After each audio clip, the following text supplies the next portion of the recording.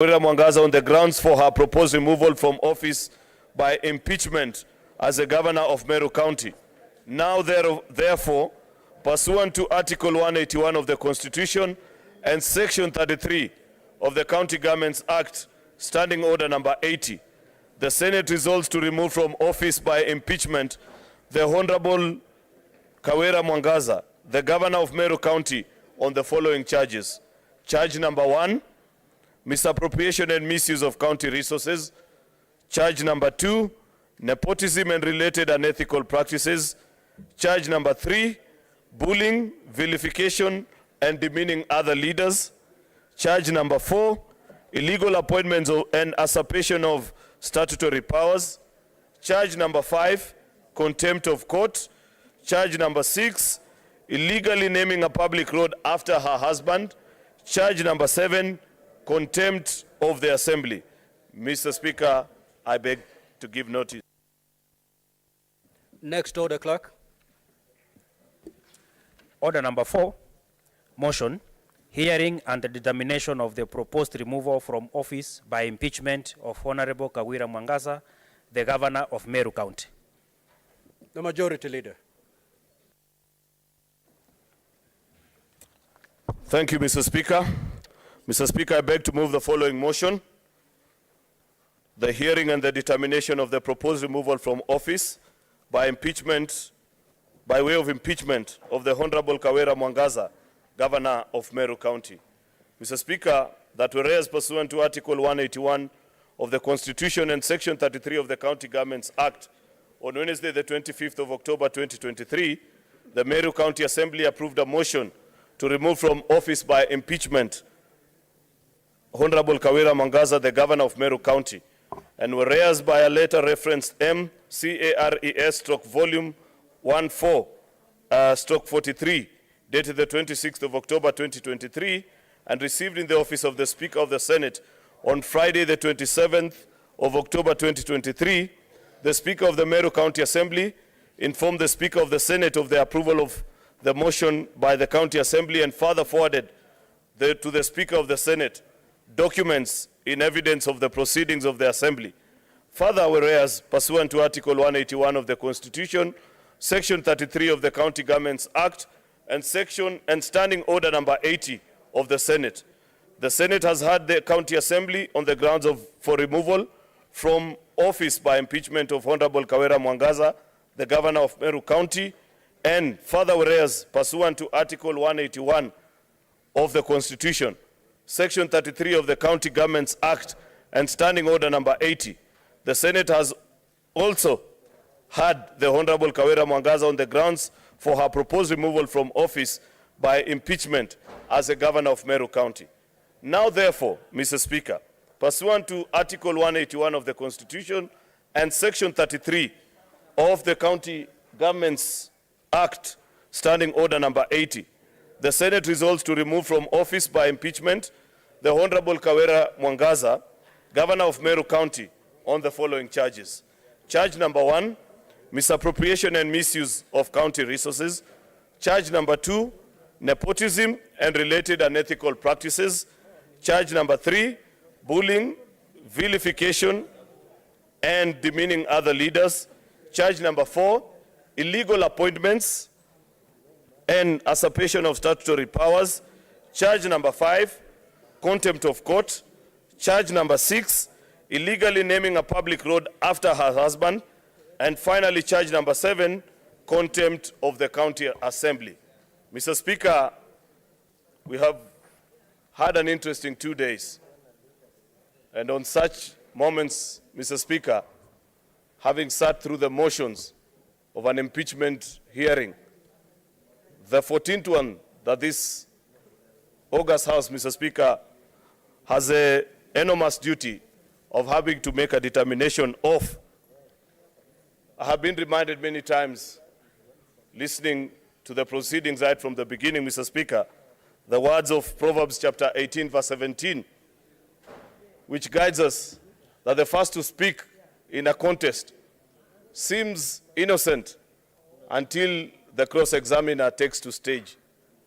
Listening to the conversation, Mr. Speaker, hasn't been an easy duty, because we have listened to accusations, counter accusations, further accusations, Mr. Speaker, and so on and so forth. The enormous duty before this August House this evening, Mr. Speaker, is to make a very serious determination. Honorable members, the 1.5 million citizens of Meru County, occupying a space of 7,000 kilometers squared of this Republic of Kenya, have their fate in your hands and are looking up to you, the 47 delegations of this House, to guide their county towards prosperity and lead them in a way that, like the rest of all the citizens of the Republic, can enjoy the fruits of devolution. Perhaps, arguably, one of the best gifts that Kenyans have bequeathed unto themselves since independence. There is no doubt, Mr. Speaker, having sat here the last 2 days and listening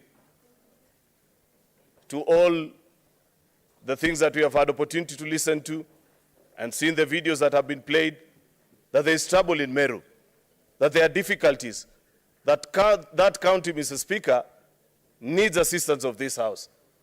How you choose to assist the people of Meru, my good friends and colleagues, is in your hands. It is you to make a wise decision. We were reminded that in the next 48 hours, when we went through the motions of an impeachment hearing trial by plenary yesterday morning, Mr. Speaker, that convert yourself from being just an ordinary senator and be a neutral arbiter, be a sober judge, and deliver wise ruling and judgment that will leave the people of Meru County happy. I don't envy you. In fact, Mr. Speaker, after the conclusion of the trial, presented so ably by both lead counsels for the Assembly and the Governor, people that I know so well, and I've had opportunity to work with both of them in different forums, I actually had to seek solace in the Bible again, something that I do when I find myself at crossroads, and reread the story that is found in the book of 1 Kings, chapter 3, verse 16 to 28, where two women, and I intentionally avoid to characterize them as the Bible does because of certain connotations, Mr. Speaker, that have been issued in the process of moving this motion, had a disagreement, with both claiming that the dead child belongs to the other, while the one that is alive belongs to them. And when they appeared before King Solomon, the wise judge made a decision that many of us do agree up to date, Mr. Speaker, that was incredibly wise and made the right decision in awarding the correct baby to the correct mother. Mr. Speaker, that is a duty that all the 47 delegations have today, to make a decision and see to which mother are you going to give Meru County. Because there is a part of Meru that is dead, there is a part of Meru that is alive. The duty that is before you, colleague senators, is to determine who has killed their baby and which mother should be left with which baby. Colleagues, I do not intend to be long on this process because you all understand the constraints of time that we have, the very difficult decisions that we have to make tonight, and you know very ably that by the stroke of midnight, we need to have made certain conclusions, or at least have converted into the exercise of voting. Otherwise, Mr. Speaker, we will be forced to adjourn and wait until you gazette another sitting. And since it is not my intention, Mr. Speaker, to get us to that phase,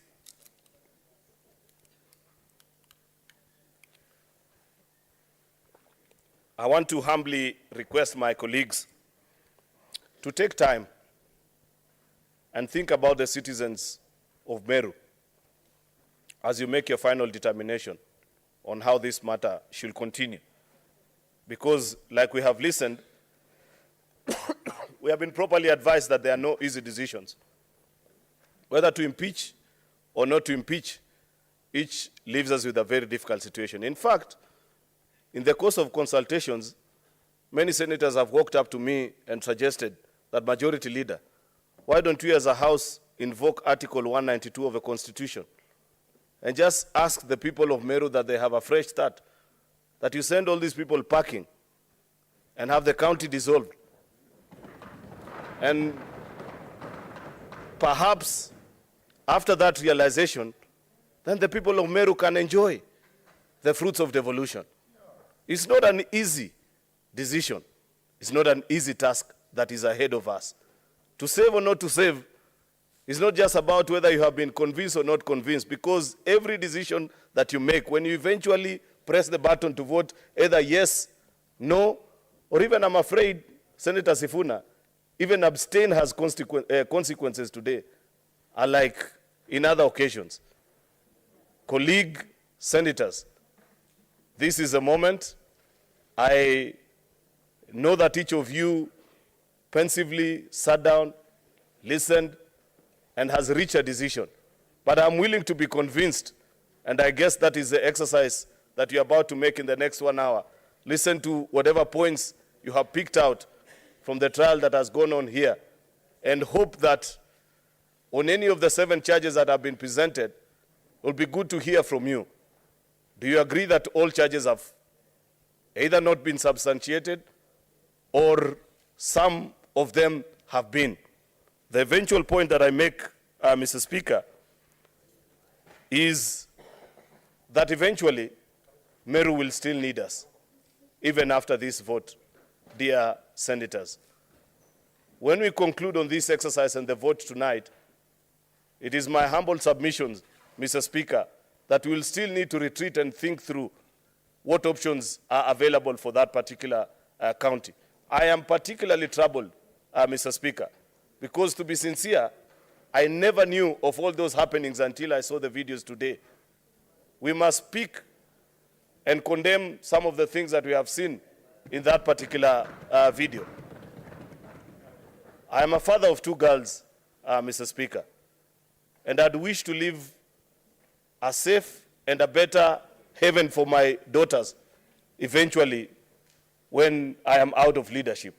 Some of the things that we have seen, either leaders say or do, I'm afraid, Mr. Speaker, that is not the kind of world that we want for our sisters, for our mothers, for our daughters, for our wives. And I hope, Mr. Speaker, that because these videos have been brought to fore, it should not just end here in the Senate. I strongly believe that it is within the mandate of the Ethics and Anti-Corruption Commission, because these are ethics issues. When leaders say certain things about each other, EACC needs to pick cue and begin to question us so that we behave better and move from this kind of corruption of our moral fiber of our society. With those many remarks, Mr. Speaker, I beg to move and request the leader of minority, the Honorable retired Justice Stewart Madzayo, to second this motion. I thank you, Mr. Speaker.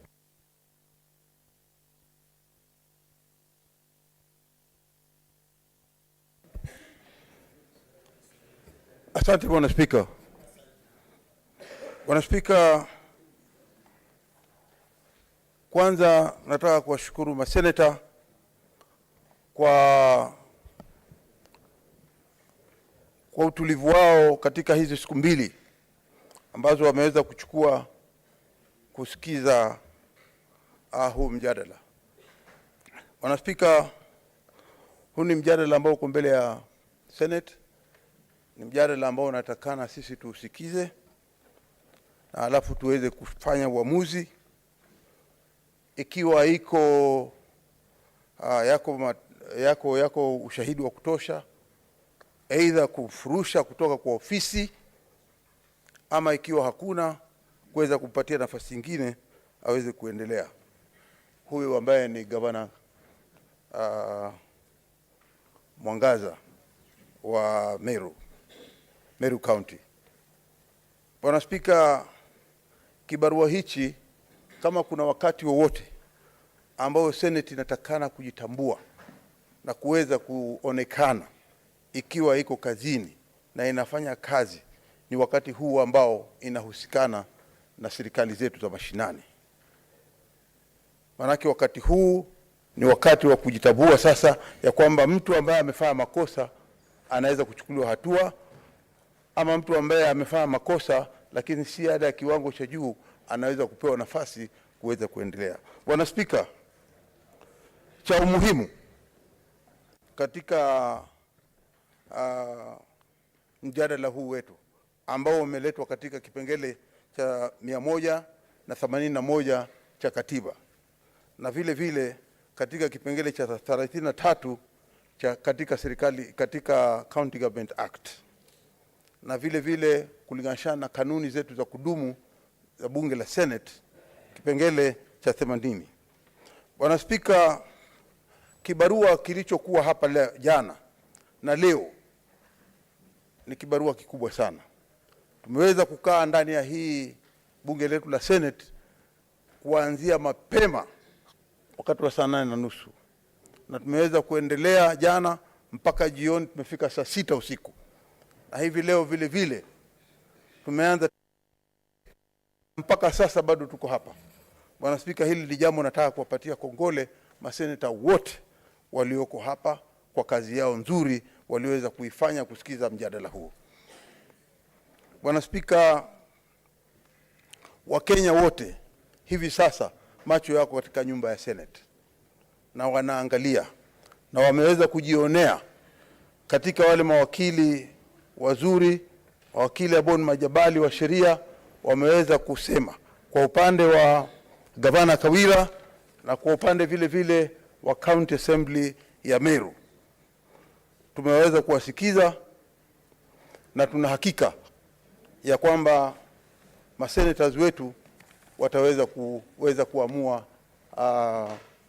mashtaka haya kwa njia inayotakana kisheria na kulingana na kanuni zetu za bunge. Bwana Spika, cha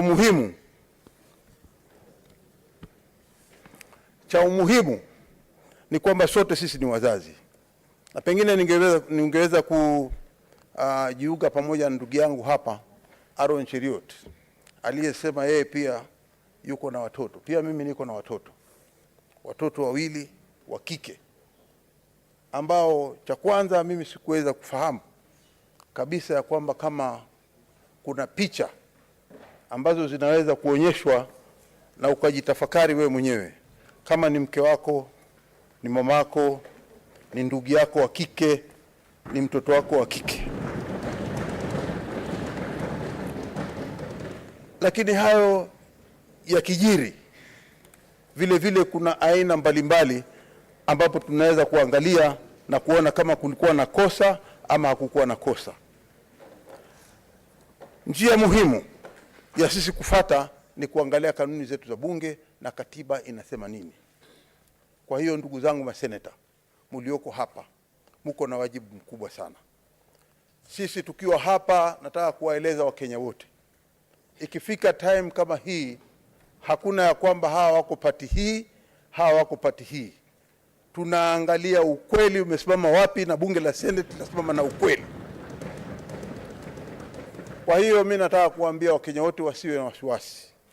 Tumesikiza na kila mtu atatoa wajibu wake. Wale maseneta ambao watatoa wajibu wake, kila mtu ataamua katika kosa la kwanza mpaka kosa la 7 kama wamekubaliana ama wamekataa, na ukweli utadhihirika wazi na uamuzi utafanyika hivi leo hapa ndani ya bunge la Senate. Mimi tu ni kuwatakia kila laheri katika uamuzi wenu. Uamuzi wenu na imani nao ya kwamba Wakenya wote kuanzia leo watakuwa na imani na bunge la Senate. Asante sana Bwana Speaker.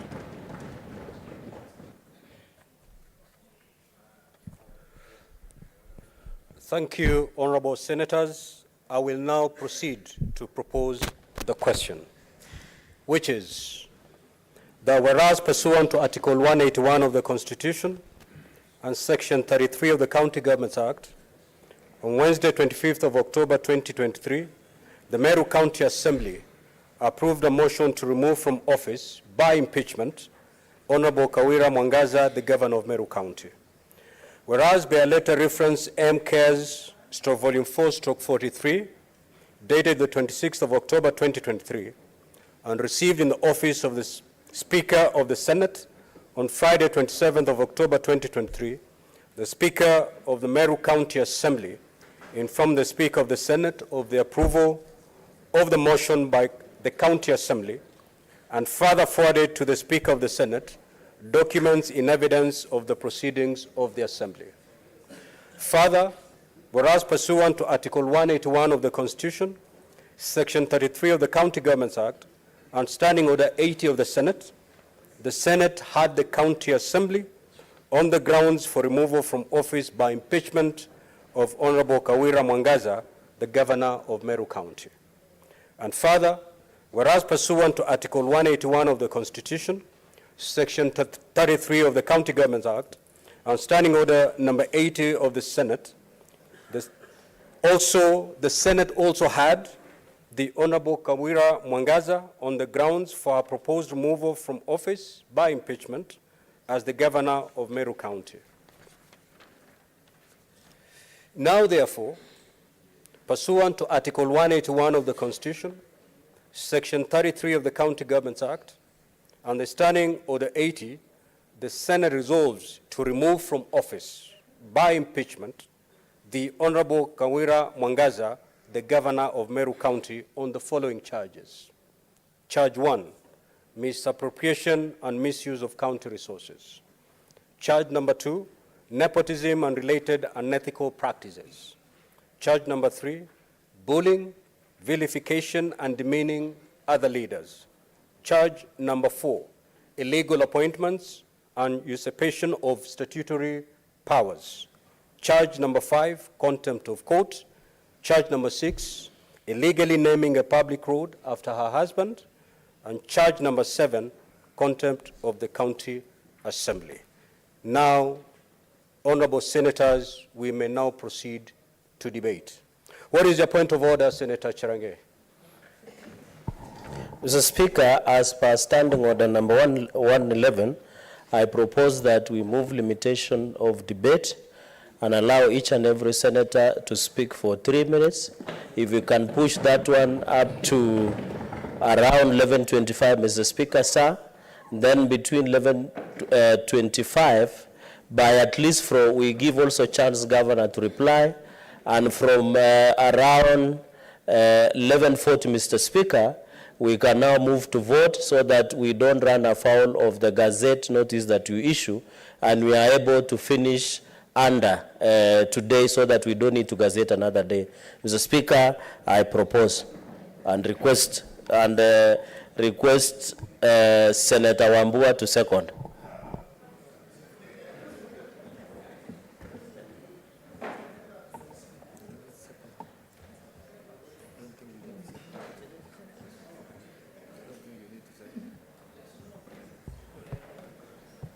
Why am I getting directions on what to do from all over? Mr. Speaker, I'm a ranking member in this House. Mr. Speaker, I second the motion by Senator Charange. Now, honorable senators, I need not subject that motion to debate. I will proceed to put the question, which is, as many as of that opinion say aye. Aye. As many as of the contrary opinion say nay. The ayes have it. So 3 minutes per senator speaking. The Honorable Enoch Wambua. Good. Hey. Mr. Speaker, I will try to say a lot of things in 3 minutes. First of all, Mr. Speaker, I want to go on record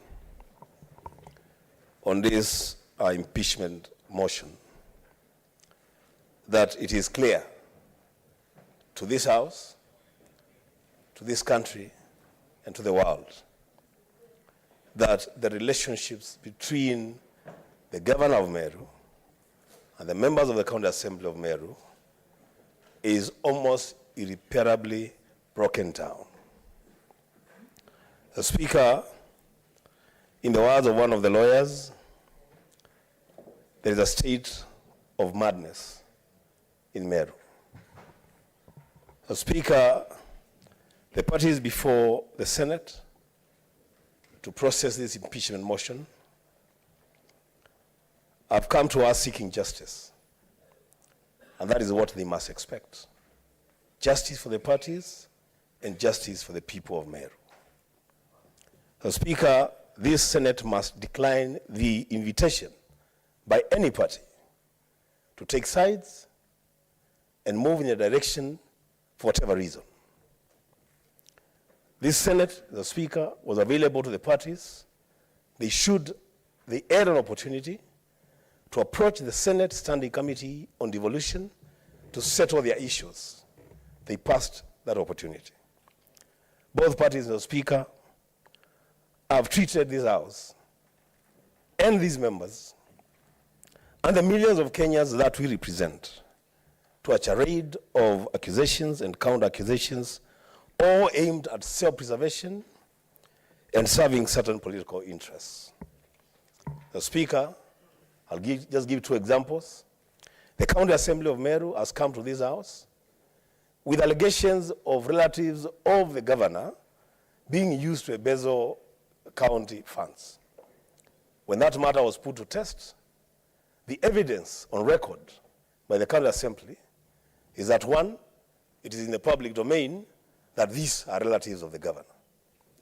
And secondly, the Speaker, they said that we have seen them take photos. And from those photos, there's a display of public affection. How are we in Kitui supposed to make a decision on the relationship between the governor and our sisters on account of a photo that I don't even know where it has come from? The Assembly failed a basic test to just draw a family tree and show us the relationships. The governor herself, Mr. Speaker. Your time is up. Senator Boni.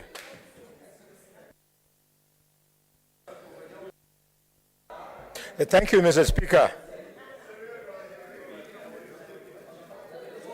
Order, honorable senators. Senator Boni, you have the floor. Thank you, Mr. Speaker, so much. Mr. Speaker, the violence, the inability for leaders to work together in Meru is not new. What is new will be how we shall manage it. It happened in Makueni. Professor Kibuda Kibwana was treated in exactly the same way that Governor Kawira Mwangaza is being treated. And he ended up being the best performing governor in the Republic of Kenya. Mr. Speaker, sir, the only thing we got from the impeachment of Nairobi was to be settled with a debt of 250 million shillings for the Greenback terminal that has never been used, that will never be used. Impeaching governors is not always the best solution. Mr. Speaker, sir, Kiambu, the second richest county in this republic, lost 5 years because this Senate was in a hurry to respond to political feelings outside the Senate, and they brought problems in Kiambu for 5 years. Finally, Mr. Speaker, I want to appeal to lawyers of the Republic of Kenya. When you are a lawyer, it doesn't mean you are everything. I have listened to the presentation of Dr. Thiangulu, my own friend, about the evidence of IFMIS. I'm shocked, completely, Mr. Speaker, and as the longest serving chairman of public accounts in the Republic of Kenya, I can confirm that I know IFMIS. Mr. Speaker, if you indulge me, no IFMIS report comes out with one transaction, interest, up to the end. No. IFMIS report, Mr. Speaker, comes out with what was spent on interest and what was spent on other expenses. And Mr. Speaker, everything that comes out of IFMIS does not turn out to be genuine. There is something at the end of IFMIS, Mr. Speaker, where the IFMIS report rejects. Mr. Speaker, if we go by that report without subjecting this to an audit report. Your time is up. Your time is up, Senator Boni. You're off record. You're off record. Senator Kavindu. Order. Order, members. Order, members. Order, member. Order, Senator Boni. Order. Senator Boni, kindly take your seat. Order. Order, honorable senators, order. Senator Boni, Senator Mundigi. You will be watching this session from your lounge if you proceed that way. Senator Kavindu, proceed. Thank you, Mr. Speaker, for this opportunity. I want to say that it has been a good time to listen to both parties, the County Assembly and the governor's side. But, Mr. Speaker, if I may be very honest, if there is a day in this House I was disappointed, is today. Because when I listened, these are issues that would have been solved at Meru level. Those are not issues to be brought to the Senate, because there is no weighty issues that cannot be solved at Meru.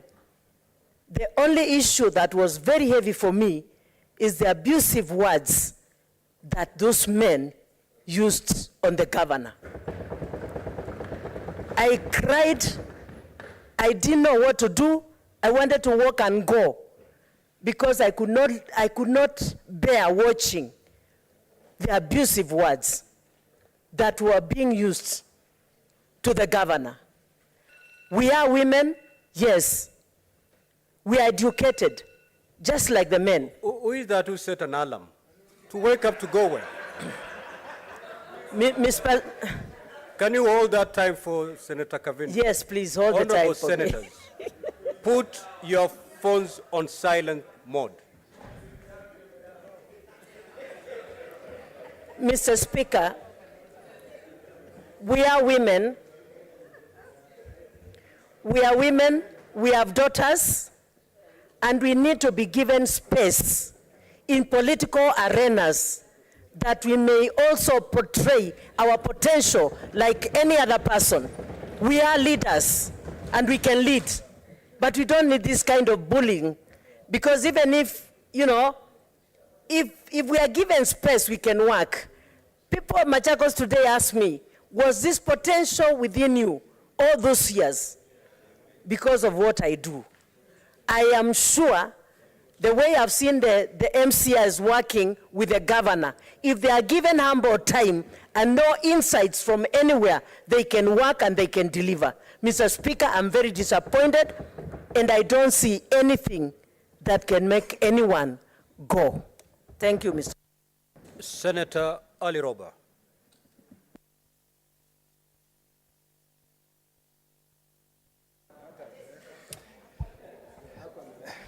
Thank you very much, Mr. Speaker. We've listened for the last 2 days on issues that have been raised by the National Assembly, County Assembly of Meru and the governor's team. And as an experienced governor, I've listened very keenly on issues that touch on the running of the office. And I've picked 3 very critical issues that came to light. And also, as I watched the premeditated position of leaders within Meru that came out very clearly in terms of, a position that really indicated that the governor has become an unwanted person and at whatever cost they needed to get rid of her. That has also come out extremely clearly. And, as I listened very keenly, the examination and cross-examination, and because we used the plenary format, the senators were just at the mercy of trying to internalize what is being shared and the cross-examination that was being shared. And the time to cross-examine was not sufficient for us to get out the information that was required. However, it has been, in the last one year and few months, we've handled 3 impeachments in the Senate. By far, this will be the most difficult, the most testing in terms of conscience and decision for the senators in this House. However, what is in question is a very weighty matter, regardless of which direction we are going to take as senators. I don't see a solution ahead as a governor who has served for 10 years, whether the governor is impeached or the impeachment of the governor is not approved by this House. I see sadness moving forward, regardless of whichever way we're going to vote. And that has been consciously the most disturbing position for me as a leader who has served as a governor for 10 years. Because I've said, if we go this way, what will be the result? If we go this way, what will be the result? And I don't see light at the end of the tunnel. Senator Ledama.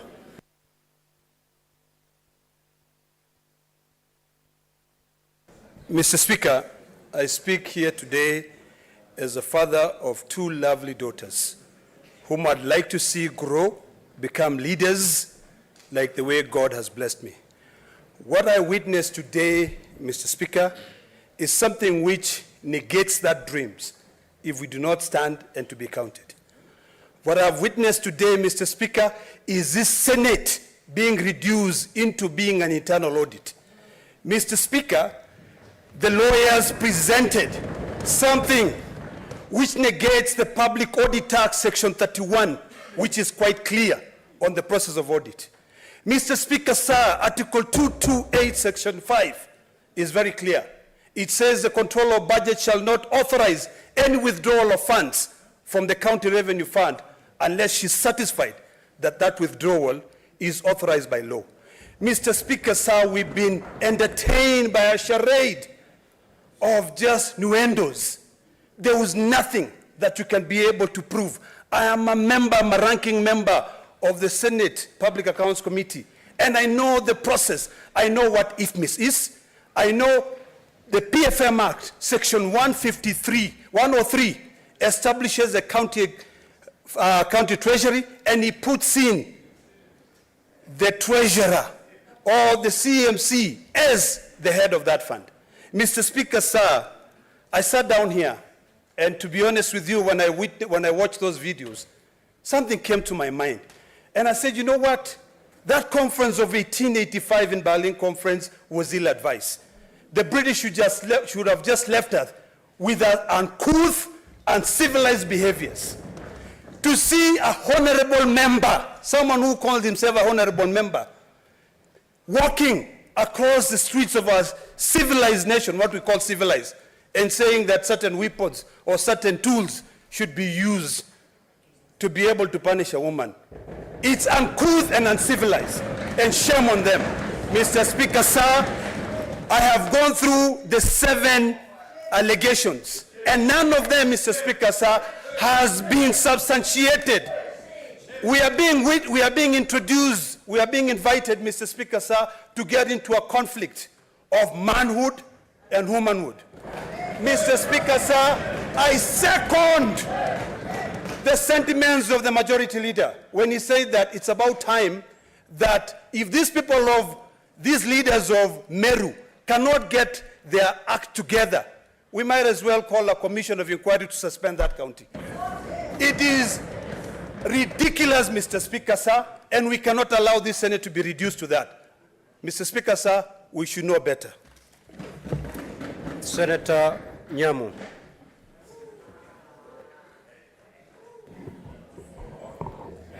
Thank you, Mr. Speaker. Mr. Speaker, I have listened very carefully to the submissions from both sides since the beginning of this matter. Mr. Speaker, the million-dollar questions for this House and my colleagues is, does this matter before us meet the threshold for impeachment? And I want to quote the guidelines given by the Supreme Court of the threshold of conduct of the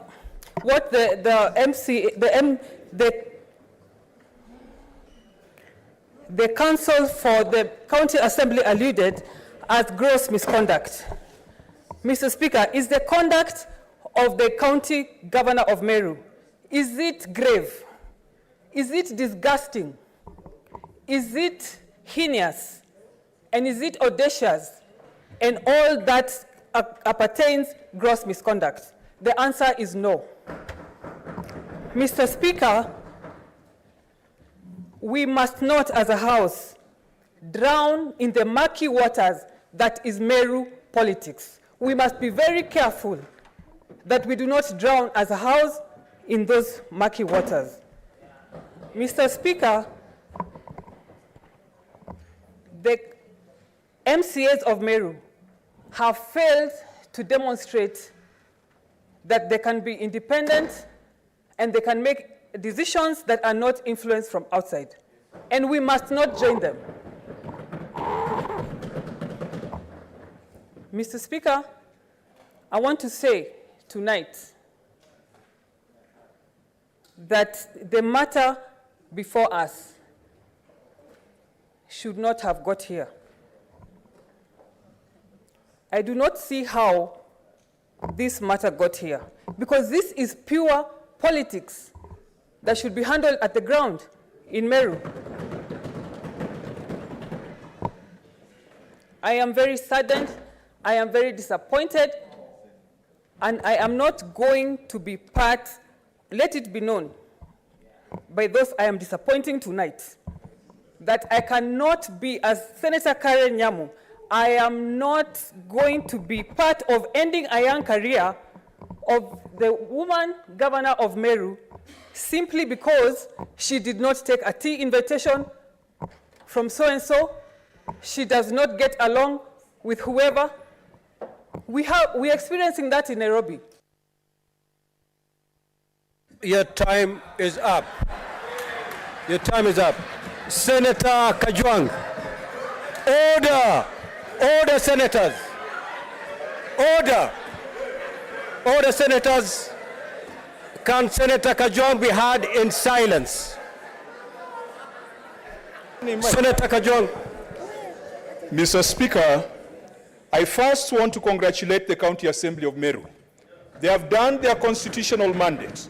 And if this parliament did half of what the County Assembly of Meru has done over the last 1 year, Mr. Speaker, the cost of living would be much lower, and some people will not be living in the houses they are living up on hills. I want to congratulate the County Assembly of Meru that whatever the outcome of today, they should not go home feeling that they did the wrong thing. They undertook their constitutional mandate. Mr. Speaker, today we are damned if we do, we are damned if we don't. Let me make it clear. The misogyny that has been demonstrated in some of the videos, the chauvinism, the incitement to tribal hatred has no place in a modern Kenya. And Mr. Speaker, those are things that we should not be massaging. Those are criminal actions. Gender-based violence is such a grave criminal action that if I had an option to ask the governor a question, I would have asked whether she reported those matters to the police. Because because impunity breeds in silence. Mr. Speaker, from the submissions, it appears as if everybody in Meru is mad. We are in a season of madness in Meru. And that, Mr. Speaker, the only sane person in Meru today is the governor and the spouse. That is what has come out of the submission. But, Mr. Speaker, could that be true? That all the great men and women of Meru, including the Deputy Speaker of this House, are mad, are in a season of madness, and the only lucid person can be the governor? Mr. Speaker, that presupposes and that indicates is a big, big problem that an impeachment cannot solve. Mr. Speaker, we have a patient with 2 damaged kidneys. We take out 1 kidney, the patient will not survive. You take out the governor, you leave the assembly, you still have a problem. You reinstate the kidney, which is the governor, you still have a problem. Mr. Speaker, Article 192 says that where a county government has irretrievably broken down, that county should be suspended, that county should be sent to a fresh election. And Mr. Speaker, even though we do not have the original jurisdiction on that, I want to encourage the citizens of Meru to call for a suspension of the county government, to send Governor Mwangaza back to the people, and to send the MCAs back to the people. We have been told a lot of stories about who is popular and who is not popular. But finally, Mr. Speaker, let us not forget that in 2010, this nation discharged Nancy Baraza of a role as a Deputy Chief Justice of the Supreme Court of Kenya on very spurious allegations. But that has set a precedent that has been part of a jurisprudence. If we were to go with that threshold, then Governor Mwangaza should go home. Senator Wakoli.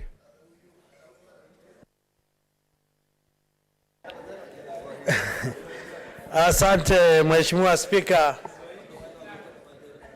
Nashukuru sana kwa nafasi hii ambayo nimepewa kujadili hoja nzito za usawa, haki na ukweli.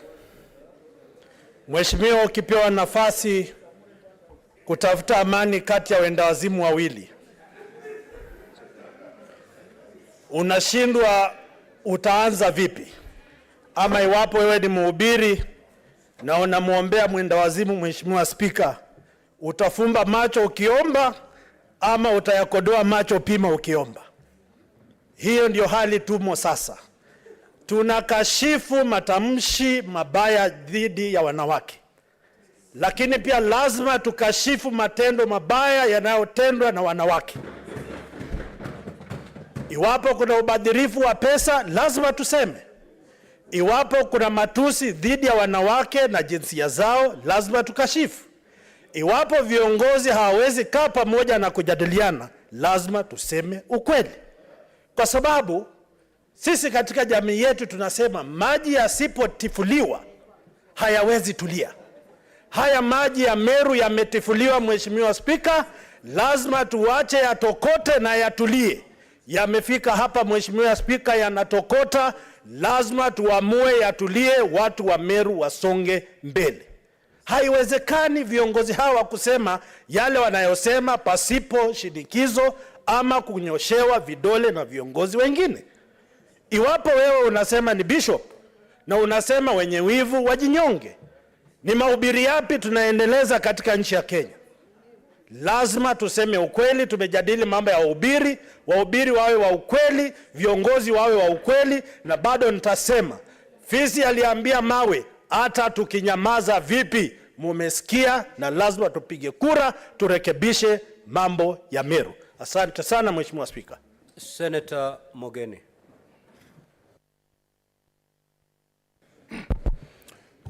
Mr. Speaker, if there is an image that had stuck with me ever since this impeachment trial started, it is the image I saw of some acts against the governor of Meru. Mr. Speaker, I can be rough in politics. Mr. Speaker, I can make mistakes in politics, but I will never, and I've never descended to the level I saw in the videos that were displayed before this House, Mr. Speaker. Mr. Speaker, however much you hate a human being, Mr. Speaker, if you are Christian or you believe in the Almighty God, Mr. Speaker, there are some utterances you cannot make against some other human beings when you are a leader, Mr. Speaker. So, Mr. Speaker, despite the things, the wrongdoings we have seen against the governor of Meru, Mr. Speaker, we must ask ourselves, Mr. Speaker, when history is written, Mr. Speaker, and we are the 47 of us who sat here, Mr. Speaker, how did our conscience respond to the videos that were played before us, Mr. Speaker? How will the people of Kenya, Mr. Speaker, judge us? Because it's not just the governor who is on trial, Mr. Speaker. It is the Senate of the Republic of Kenya that is on trial tonight, Mr. Speaker. And, Mr. Speaker, I want to state at 11:45, Mr. Speaker, without fear of any contradiction, that the vote I have tonight, Mr. Speaker, the one delegation from Nyamira, Mr. Speaker, I owe my vote, Mr. Speaker, to the great women of this country called Kenya, Mr. Speaker. I owe my vote, Mr. Speaker, to the women who have faith in me from the county of Nyamira, Mr. Speaker. I owe my vote, Mr. Speaker, to the great woman who raised me, Mama Nyamokami. And, Mr. Speaker, I want to give confidence tonight to the woman who will receive me when I go home, my wife Jacqueline, that I have respect for the women of this republic, Mr. Speaker. And when I cast my vote, Mr. Speaker, is to give assurance to my two lovely daughters, Nyamokami and Aliaro, that we must treat the women of Kenya with honor and respect, Mr. Speaker. That is the vote that I carry, Mr. Speaker, tonight. I rest my case, Mr. Speaker. Senator Tobiko.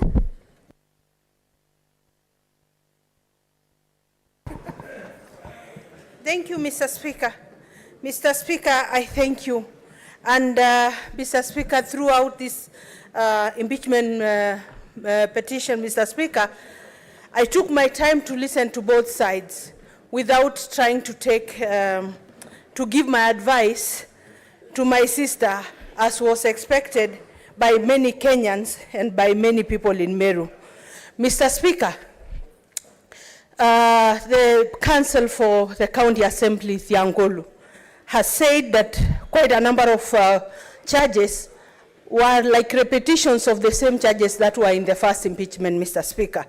Mr. Speaker, then I don't know whether this was just an appeal of what this House had already made a decision on, Mr. Speaker.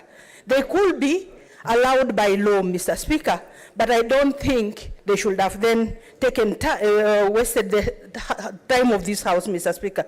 But, Mr. Speaker, because of time, my submission this evening, Mr. Speaker, is that there could be administrative omissions and commissions. But, Mr. Speaker, do they meet the threshold of impeachment, Mr. Speaker? As far as I'm concerned, these are non-impeachable offenses, Mr. Speaker. Mr. Speaker, what we have seen throughout these 2 days is hounding of a woman out of office through emotional abuse, through intimidation, through slander, Mr. Speaker, through threats on her life, Mr. Speaker. We have also seen tribal and ethnic profiling, Mr. Speaker, issues that I think NCIC should pick up, Mr. Speaker. And I would want, Mr. Speaker, to advise the governor of Meru that whatever happens to you this evening, there are cases here that you should take to court, Mr. Speaker. This is very scary to aspiring women of this country. Mr. Speaker, I kept asking myself, is this what is awaiting the women governors in this country, Mr. Speaker? Those who will try to get into the political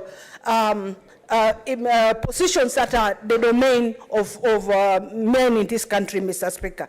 Mr. Speaker, I would say that what the county has continued to pursue is what Thiangolu had mentioned the other time, that the election brought undesired consequences, Mr. Speaker. They must live with their choice, Mr. Speaker. As far as I'm concerned, the Meru people elected Governor Mwangaza, and the will of the people is supreme, and they must live with their choice for the next 5 years. Thank you, Mr. Speaker. Senator Sifuna. Mr. Speaker, on my first day in this House, I took an oath to protect this Constitution. And I'm sure the people of Meru will appreciate, because they also know about oaths, why I would insist on defending this document on every occasion. Mr. Speaker, under Article 94 of this Constitution, I'm enjoined to be a protector of counties and the interests of their governments. And that is exactly what I'm going to do, whether I know anything about any of your counties, whether I have ever been there, whether I know anyone from there or not, because that is the oath that I took, Mr. Speaker. It has set a very high threshold for the removal of a governor under Article 181 on gross violation of the Constitution and the law, gross misconduct and abuse of office, or where there are serious reasons to believe that the county governor has committed a crime under national or international law. Mr. Speaker, my expectation from the county was to meet a case that demonstrates this particular standard that has been set by the Constitution. Now, there is one telling thing that came from the submissions of counsel, my good friend Thiankolu, that in fact the motivation of the MCAs does not matter. I want to try and persuade this House that motivation is everything. The reason why human beings do things is absolutely critical to the doing of those things. Mr. Speaker, because what motivation does, it sets a goal for you, and then you look for a means to get to that particular goal. We have seen the evidence that has been laid here demonstrate clearly that a decision was made that Mwangaza had to go as a governor of Meru. And then steps and plans were put in place to be able to meet that particular goal. And that is something that I cannot abide as a senator sworn to protect the interests of counties. Mr. Speaker, I want to speak to two analogies that have, been used quite extensively by the team from the county assembly. One, Mr. Speaker, is the analogy of the scorpion and the frog. I do not think anyone can ascribe the innocence of the frog in that particular analogy to the county assembly of Meru. At the very minimum, it is a scorpion being carried by a crocodile on its back, because both animals are extremely dangerous from the evidence that we have seen here. Mr. Speaker, secondly, it is this much repeated song by Shaggy called It Wasn't Me. In fact, in that particular song, council forgot that there was a collabo. There's another gentleman who's singing in that song as well. That gentleman says, I was caught live. There are photos. There is evidence. That is what we expected from the county assembly. In the evidence of the photos of this gentleman on the counter, in the shower, as the council sang, Mr. Speaker, it is difficult for me to get behind the case by the county assembly. I rest my case. Senator Keroche.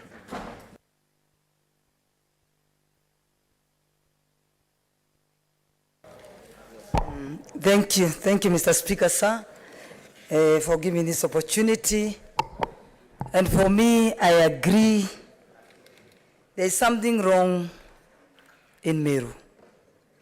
There's something wrong in Meru County, the Moi County. But there's a saying that says, two elephants, when they fight, the grass is the one that suffers. In this case, the grass is the Meru people. So we must ensure that we make the right decision in a very sober manner.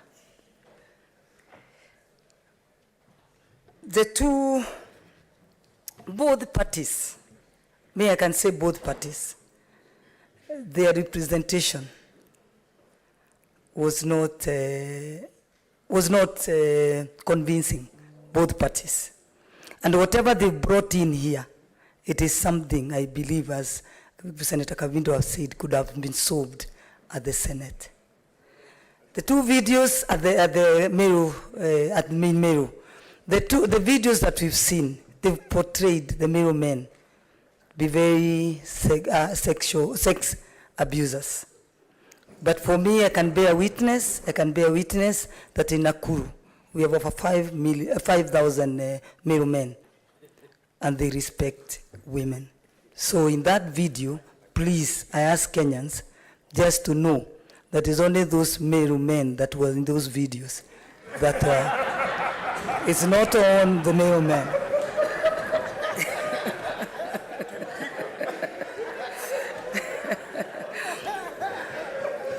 I want to take this opportunity. I really want to take this opportunity and advise my sister, Her Excellency Governor Kawira, to rise, in the world we are living in, women to rise to the top, it takes a while, or it takes, you work 5 times to reach to the top. But when you reach there, ensure you become a role model, that where women want to become like you. Men want their girls to be like you, but not their wives, because they only admire the power in you, but they don't like the power. So exercise the power that you've been bestowed by the male people very responsibly, so that the men can support you and walk with you. I've walked that journey, so I know. So look, going forward, ensure you go and unite the people of Meru. Unite all the leaders of Meru. Because believe me, in case of any... Senator Ojenda. Senator Ojenda.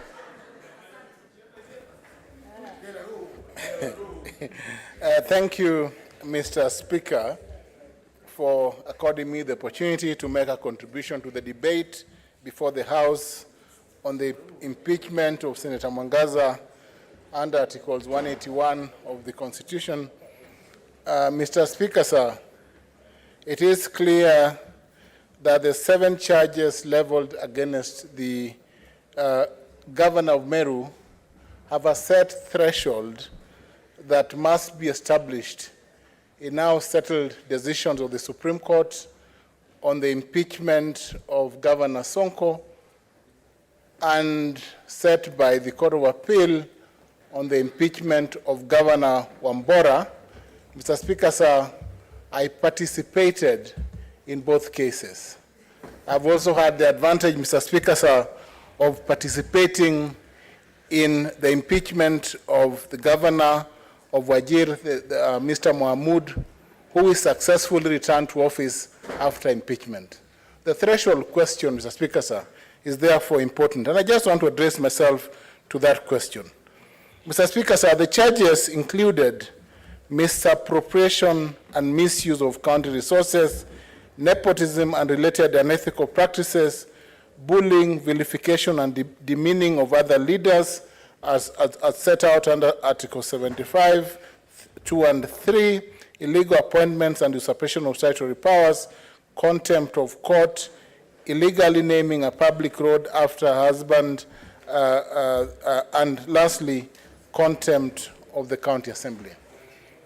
It is imperative that the threshold set, or that should be set and as properly defined in the Sonko case, should be above, somewhere above the doubt, and somewhere below, below the threshold required for criminal trials. But Mr. Speaker, sir, turn to the effect of impeachments, and this is what should guide this assembly in voting. The effect of an impeachment is to permanently bar an individual from holding any public office. So whatever you do today, you'd be barring Governor Mwangaza from holding any public office in the Republic. Is this a fair act that this Senate should sit back and undertake when voting? I think that is the $6 million question.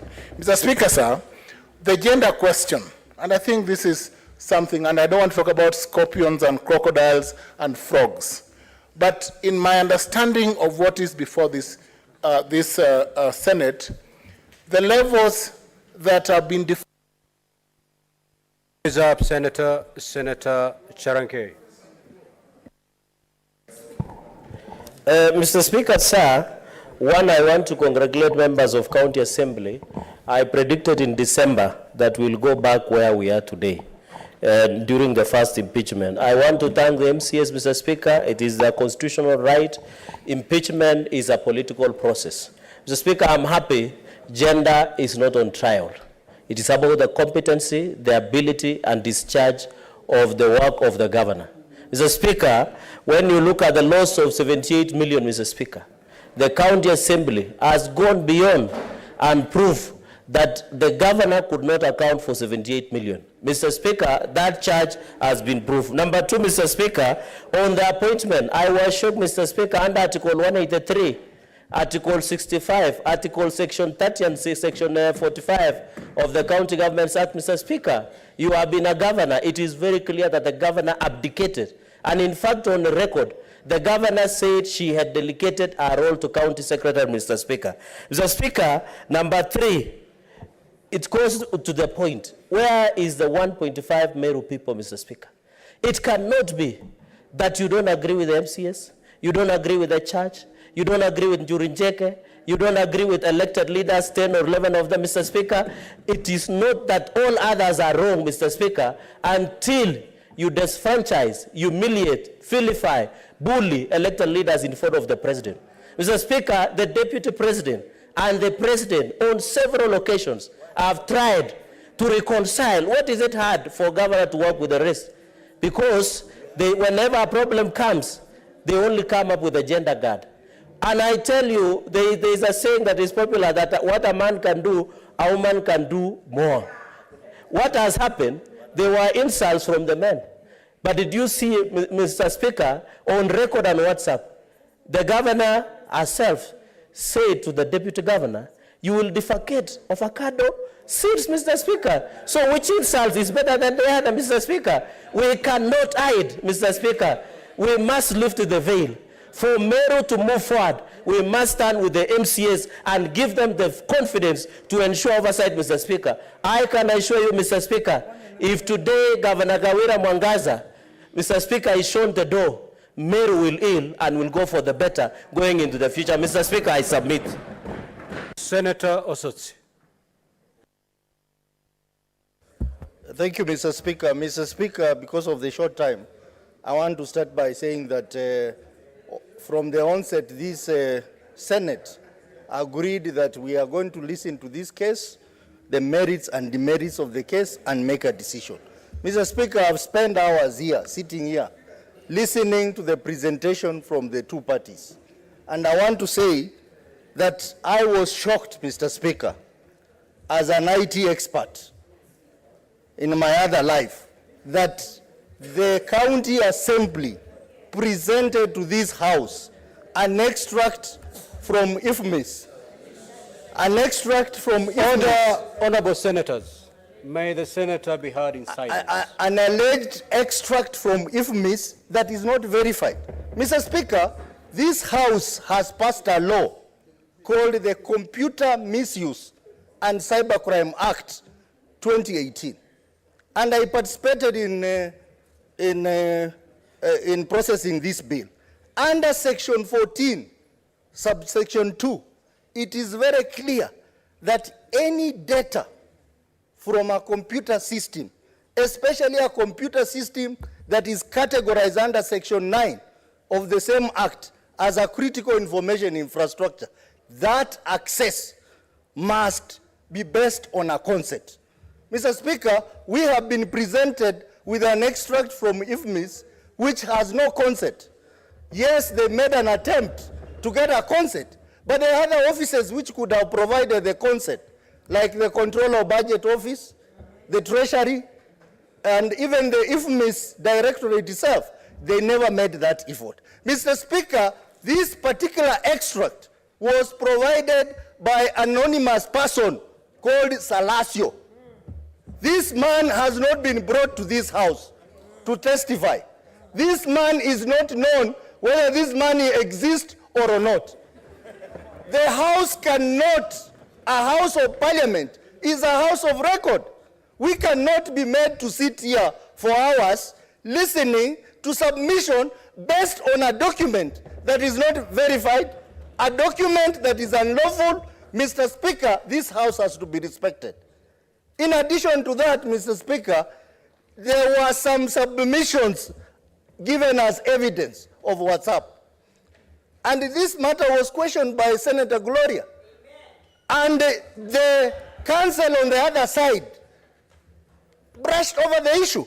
But if you go to another law that was passed by this House, called the Data Protection Act, Section 26 of that Act talks about the data subject rights.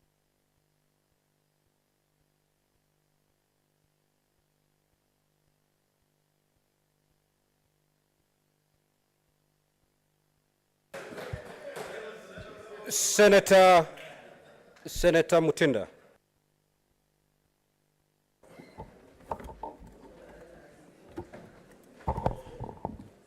Thank you, Mr. Speaker. And Mr. Speaker, I first want to start appreciating the County Assembly of Meru County for the far they've come from. It's been challenging. It's been evident out there. It's been tough. They've walked a journey like any other journey that you can walk. Every journey has turbulence. Every journey has ups and downs. I note that we have very few women governors. We have only 7. Kawera is one of them. Governor Kawera, this is the second time that you've been returned to this house. I do not agree in any capacity in regards to the videos that we've seen, especially with some of the Meru leaders who are men. Mr. Speaker, I speak as a married woman, one married from the Meru community. Meru men are respectful. What we've seen is among the few. It is sad. It should not happen. I speak as a mother of a girl child. It is sad. As women, we are very few in this house, only 21. Our positions in this government, they are few. And I want to say and urge, in the event, Madam Governor, you get a chance to go and work for the people of Meru, I challenge you and ask you and request you, bring your house in order. Because as a leader, it is not the members of parliament you will work with. It is these MCAs who have to pass your budget. It worries. If then you cannot work with them, then the budgets will not be passed. Developments will not be done. Services will not be rendered. It will be unfair for the people. If this house decides that it will be a sad affair, the worst to happen, it will be sad because we'll have reduced from 7 to 6 governors. So I request you, I urge you that with whatever results that shall be there, we try as leaders to ensure that we try and work together, because without working with these same MCAs, there is no opportunity. I worked with you last time up there, and that is why all the time you'll find that the cameras, the gazettes, will always have my point. Senator Faki. Asante Mheshimiwa Spika kwa kunipa fursa hii kuchangia mjadala huu muhimu ambao uko mbele yetu. Kwanza napongeza pande zote mbili, pande ya Assembly na pande ya Governor, kwa kuja bunge la Senate kujaribu kutatua matatizo yao. Na upande wote uamuzi utakaotoka hapa ni kwamba hakuna upande ambao utakuwa umeshinda. Ni kwamba uamuzi utakaotoka hapo utakuwa ni uamuzi wa bunge ambao lazima tuukubali na vile vile pia utekeleze kama itakavyokubalika. Mheshimiwa Spika, sisi kama Waislamu tunasema kosa moja haliachi mke, haliachi bibi, kosa moja haliachi bibi. Na tunasema pia kwamba talaka ni mara 3. Unaweza kumpa bibi talaka akenda akarudi, ukampa ya pili akenda akarudi, ya 3 ndio inakuwa ya mwisho. Kwa hiyo Mheshimiwa Spika, Governor Kawira alikuja hapa mara ya kwanza mwaka jana nafikiri, na talaka haikuweza kupita. Kwa hiyo Mheshimiwa Spika ana fursa nyingine kuja hapa kuja kuangalia ni vipi ambao tatokea matatizo yake. Mheshimiwa Spika, ni kwamba ni masikitiko kwamba ushahidi uliotolewa haukuweza kuthibitisha makosa ambayo yamedaiwa kufanyika na Governor Kawira. Mheshimiwa Spika, tukiangalia makosa yote ambayo yamezungumziwa hapa na ushahidi ulioletwa haukuweza kufikia kiwango ambacho kimewekwa na mahakama ya upeo kabisa, yani Supreme Court.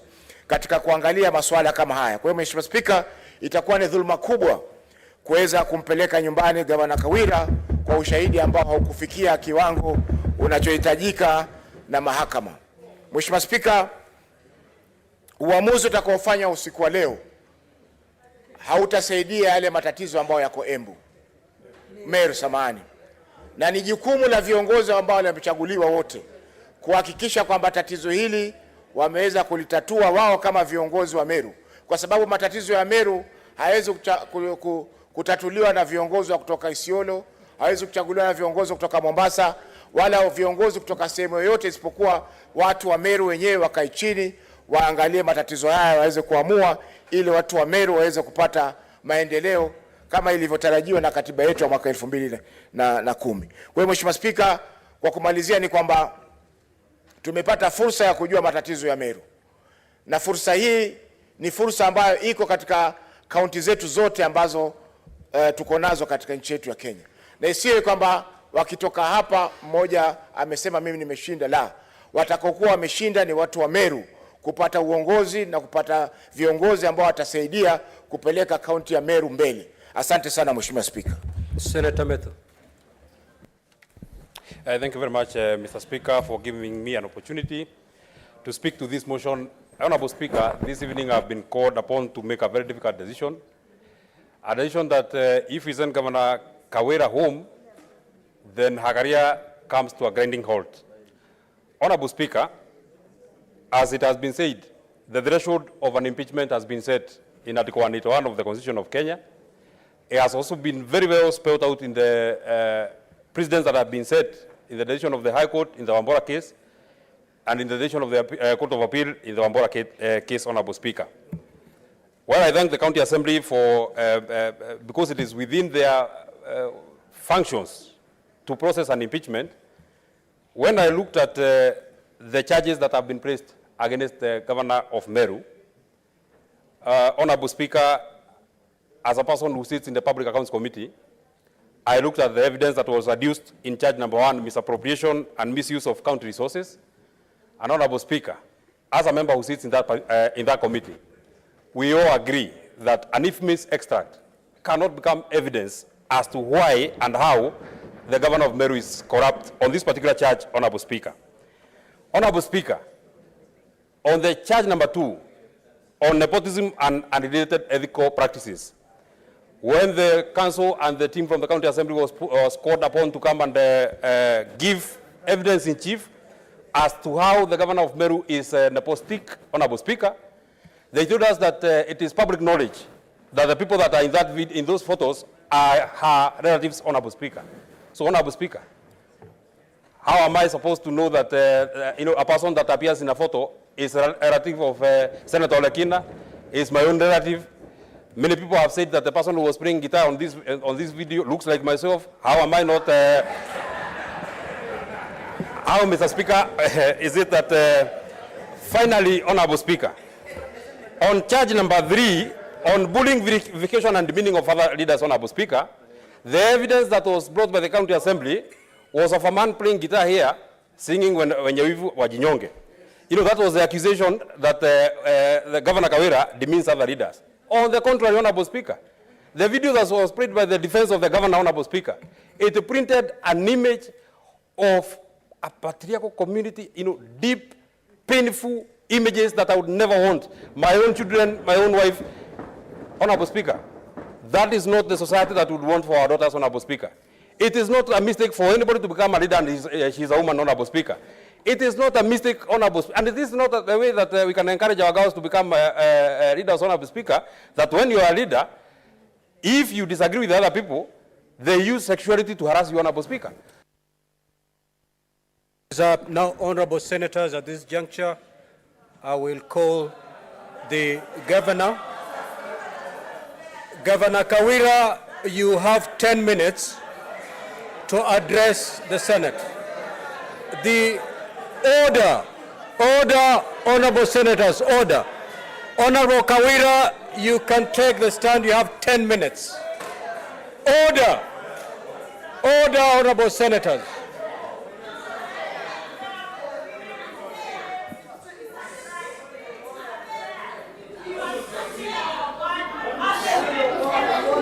Order! Order, senators!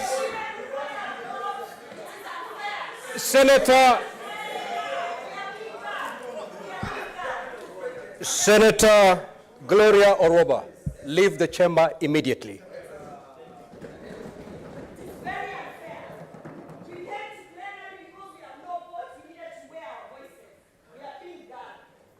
Hasten, please. Hasten, or the sergeant at arms will help you.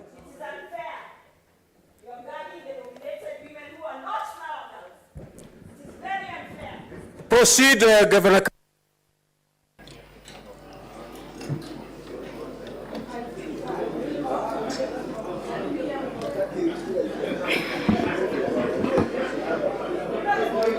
Honorable Speaker. Order, senators. Let us hear the governor in silence, please. Honorable Speaker. Honorable members.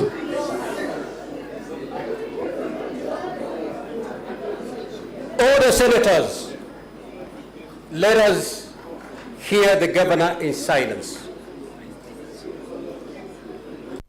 Honorable Speaker and honorable senators of this House, I want to take this opportunity to really thank you for your time. I know it has not been easy for you. God bless you for your time. Honorable Speaker, I'm here today pleading with this House. And I want to say it in Kiswahili. Mateso ni mengi, lakini Mungu tusaidia. If I have wronged any person in this House, in Meru, in Kenya, I pray for forgiveness.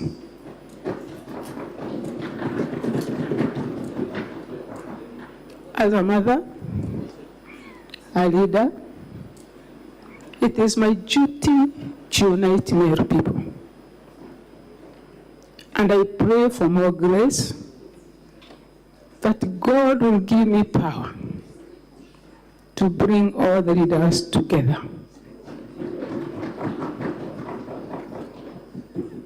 I pray unto our Father to give me more energy,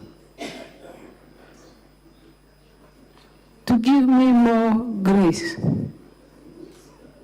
Na Mungu anipe kuvumilia kwingi to see Meru people happy. The members of Parliament, our dear Deputy Senator of this House, the MCAs, Deputy Speaker, if I've wronged any one of you, forgive me.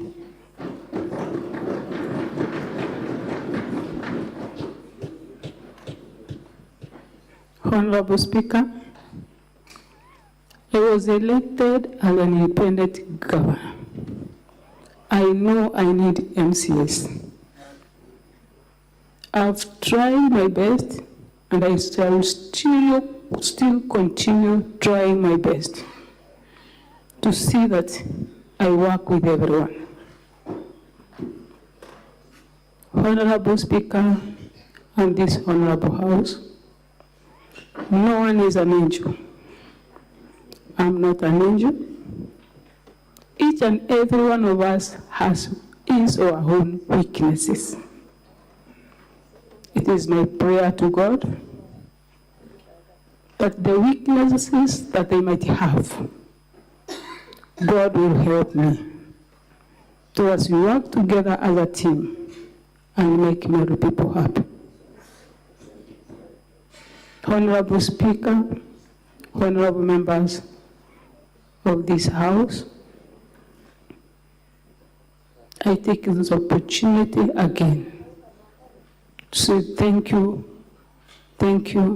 and I pray that you give me a second chance. God bless you. Honorable Senators, I will allow the Senator for Meru 5 minutes to address the House.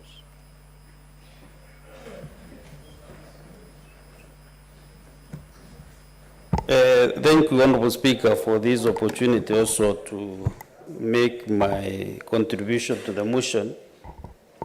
And Honorable Speaker, on the onset is maybe to challenge the procedure, because I wish we are making these comments after we did the voting.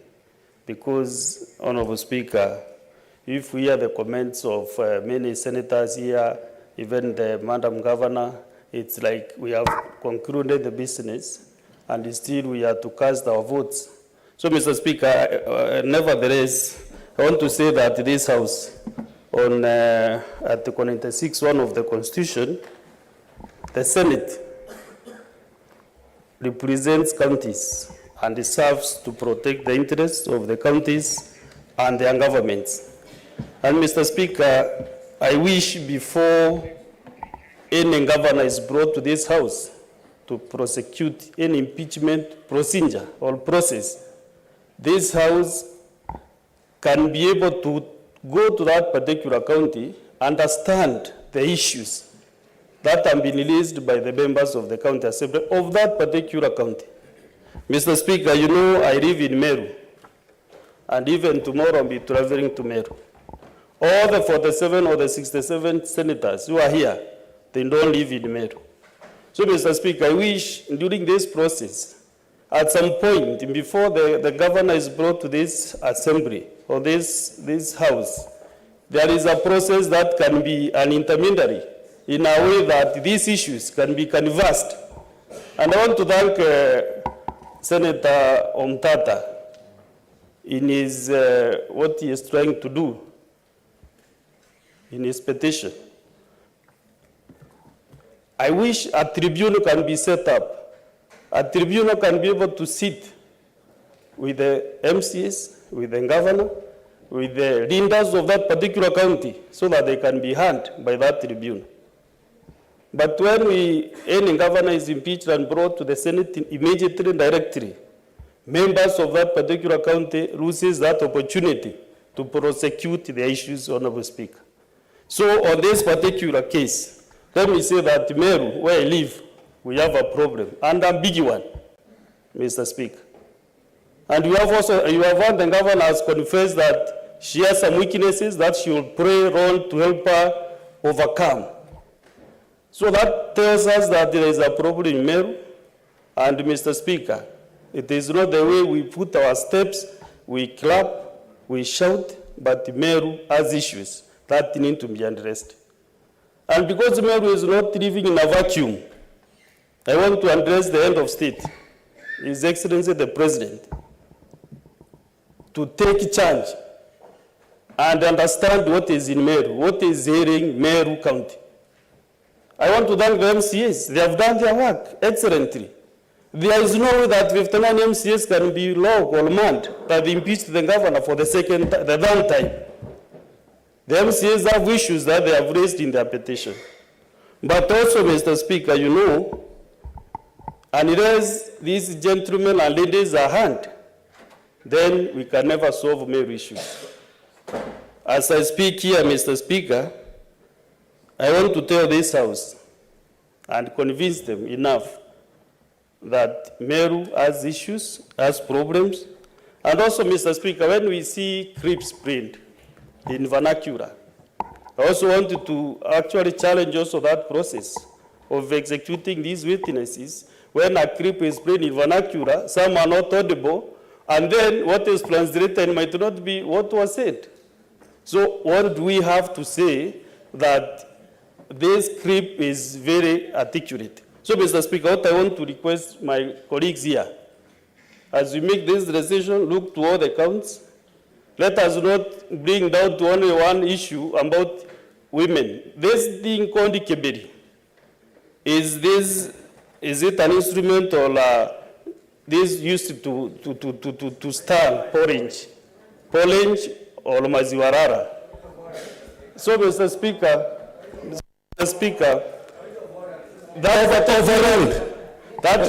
that particular clip, to me, as a Merulinda, I think there was a misrepresentation of the meaning of that particular clip, Mr. Speaker.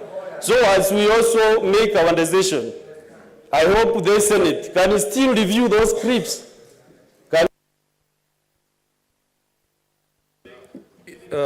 Honorable Deputy Speaker, your time is up. Now, honorable senators, at this juncture, I will call upon the mover to reply. Mr. Speaker, sir, I've had opportunity to listen to colleague senators, and of course the views are far and wide, as you'd imagine. Many agree, many disagree with what has been spoken about here.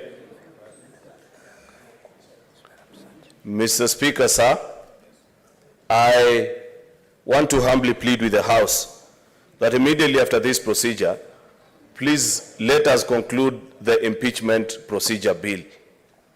We cannot be the House that is castigating county assemblies for not having lived up to the dictates of our Constitution, yet as a Senate for 3 terms, we have not been able to guide our county assemblies on how to properly carry out an impeachment.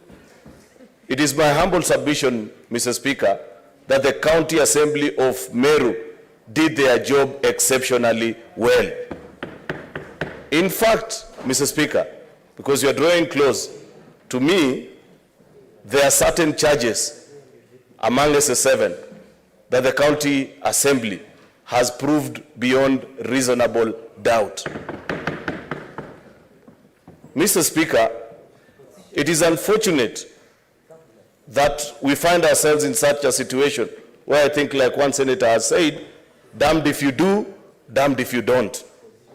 And I want to reiterate as I conclude, Mr. Speaker, what I prescribed earlier in my moving notes, that either way, whether we save Governor Kawerwa or whether we impeach her, Meru people will still need the guidance of this House, because there are no easy way out of the current situation.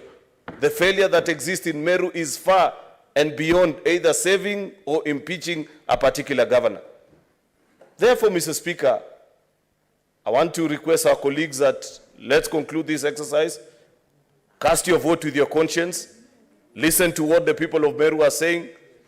You cannot, Mr. Speaker, openly side and say that certain leaders have spoken about things that do not impress you, while we have seen that actually it appears to be a culture in Meru where every leader, including none other than this Governor Kawera, who's here with us, say very foul things to each other. That is a bad culture that we need not encourage in our politics. Therefore, my final words, Mr. Speaker, to Governor Kawera, I don't know whether we will survive or fall, but Governor, take time to read the Bible. Don't just preach. If you read the Bible, you will find answers to some of the questions that continue to follow you. It cannot be, like many have observed, that all these 59 MCAs that are saying in less than 1 year, on 2 occasions, that you are unfit to hold office, and they be thoroughly wrong. There is something that you need to soul search and find deep within yourself to reflect, Madam Governor. And should perhaps God grant you grace and you continue to serve these people, please change your ways and find it in your heart to work with other leaders. That is not to say that I know how this vote will go. It is now the opportunity of the 47 delegations. Mr. Speaker, I'm being told to talk to the MPs, but they are our colleagues, Madam Speaker, and you know, many of them actually, anyway, I don't want to be, Mr. Speaker, we are really pressed for time, and I want senators to vote before midnight. And I think I have said everything that I need to say. I think if the glove doesn't fit, you must acquit. I thank you.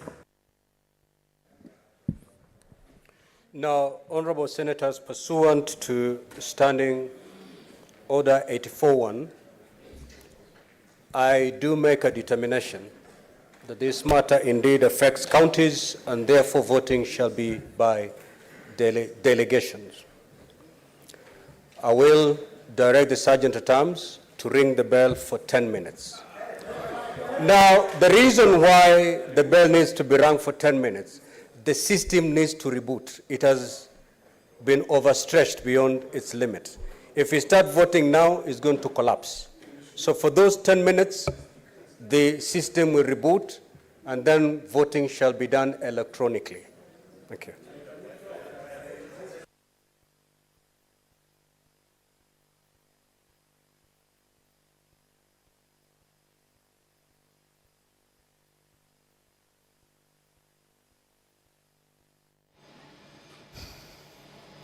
Well, a debate on the motion on hearing and determination of the proposed removal from office by impeachment of Honorable KURA Mwangaza, the governor of Meru County, has just come to a conclusion.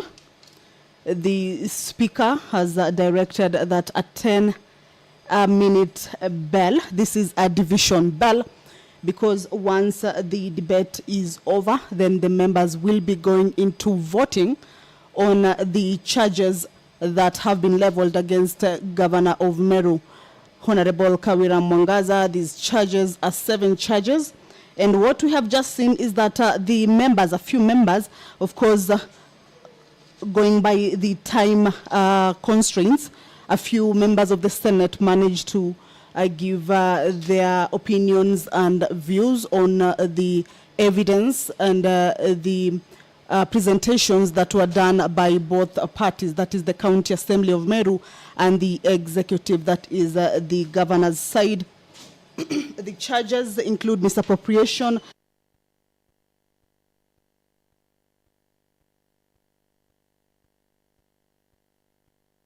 meaning other leaders, illegal appointments and usurpation of statutory powers, contempt of court, illegally naming a public road after husband, as well as contempt over the assembly. So these are the 7 charges that the governor of Meru County is facing. And the 10-minute bell, that is the division bell, is just to put in place the measures that will be guiding in the voting process. Remember, 47 of the senators will be taking a vote as directed by the speaker, indicating that the vote will be by delegation. By delegation, this is under the Standing Order number 83 on county delegation, that each county delegation shall have 1 vote to be cast on behalf of the county by the head of the county delegation, or in the absence of the head of the delegation, by another member of the delegation designed by the head of the delegation. So in 10 minutes, these members will be going into division. The speaker has already directed that division will be done by electronic voting. This is pursuant to Standing Order number 86. That indicates that unless the speaker, for the convenience of the Senate, otherwise directs, voting on any division in the Senate shall be by electronic voting. When the speaker directs that an electronic vote be taken, the division bell, which is what is currently underway, 10 minutes in this manner, but in the Standing Order, it indicates that when the speaker directs that an electronic vote be taken, the division bell shall be rung for 5 minutes, and the Senate shall proceed to a vote at the expiry of the 5 minutes, or such further time as the speaker may, for the convenience of the Senate, direct. And that is exactly what the speaker has done. For the convenience of the Senate, the speaker has directed that the division bell be rung for 10 minutes. As you can see, members they are preparing to be able to come back and take that vote. Remember, these are 7 charges, and each charge will be voted on. Members will be taking a vote on each and every charge. and give their views and opinion on how these charges have been, how each and every charge has been substantiated or not substantiated with regards to the evidence and the presentations that have been done by the two parties, both the governor's side as well as the county assembly side. So each member will be casting a vote on each of this charge, depending on how he or she feels whether it has been substantiated or not substantiated. Standing Order 86 per 3 indicates that during electronic voting, senators shall cast their votes by presenting the yes, no, or abstain button.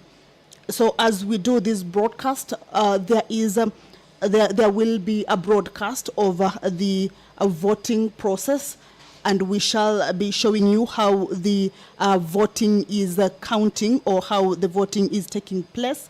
How many senators will be voting yes on each charge, how many senators will be voting no on each charge, and if there is any that will choose to abstain from voting on any of the charges that will be read out by the Speaker as he guides the House into voting on these allegations that have been made by the County Assembly of Meru against the County Governor, that is Honorable Kawira Mwangaza. We understand that both parties are still in the chambers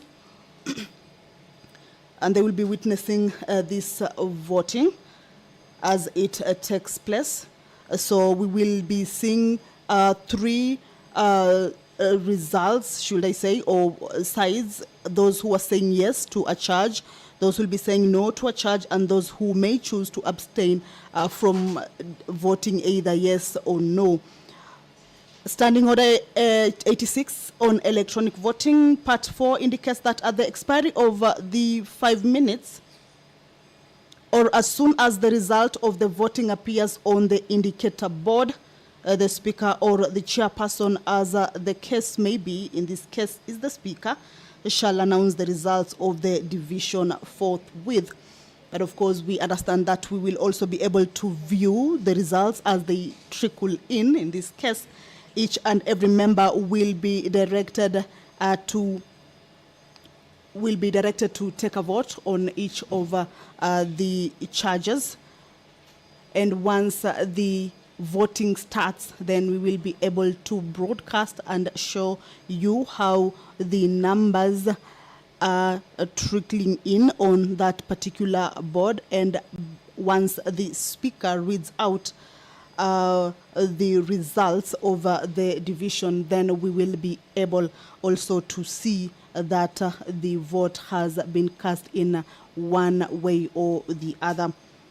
A senator who is not able to cast his or her vote due to any reason considered sufficient by the Speaker may, before the result of the division is announced and after obtaining the permission of the Speaker, have his or her vote recorded verbally by stating whether he or she is in favor of or against the question. Remember, once in a while we have seen division taking place at the Senate, and there have been challenges on the electronic voting that has sometimes necessitated the House to go into roll call voting.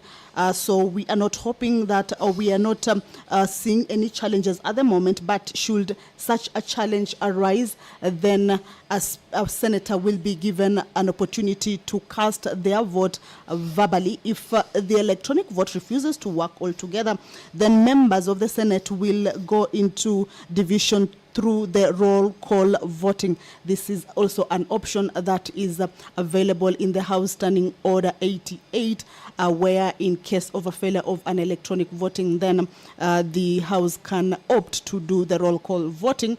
Remember, 47 members, that is the county delegation, 47 members of the Senate, these are elected members, will be casting their vote. And in this case, for a charge to be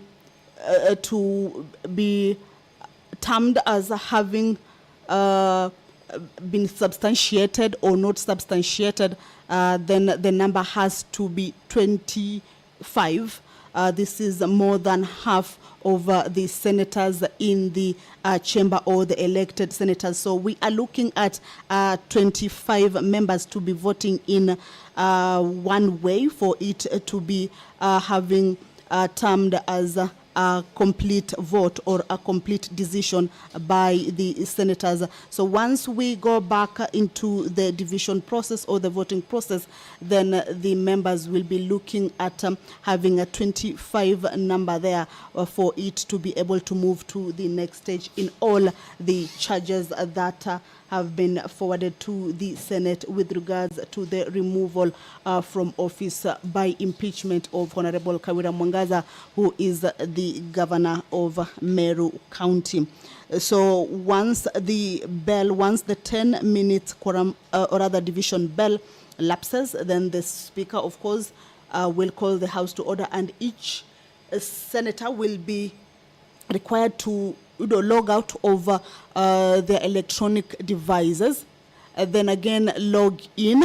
By that, then that means that the process will be picking up at the same time, and each member will be allowed to be able to cast their vote, and then the numbers will be showing on the board, and we will be able to broadcast it to you wherever you are, and you'll be able to see the votes as they come in on that particular board. Remember, this is a live broadcast that has been brought to you by the Parliamentary Broadcasting Unit in partnership with the Kenya Broadcasting Corporation.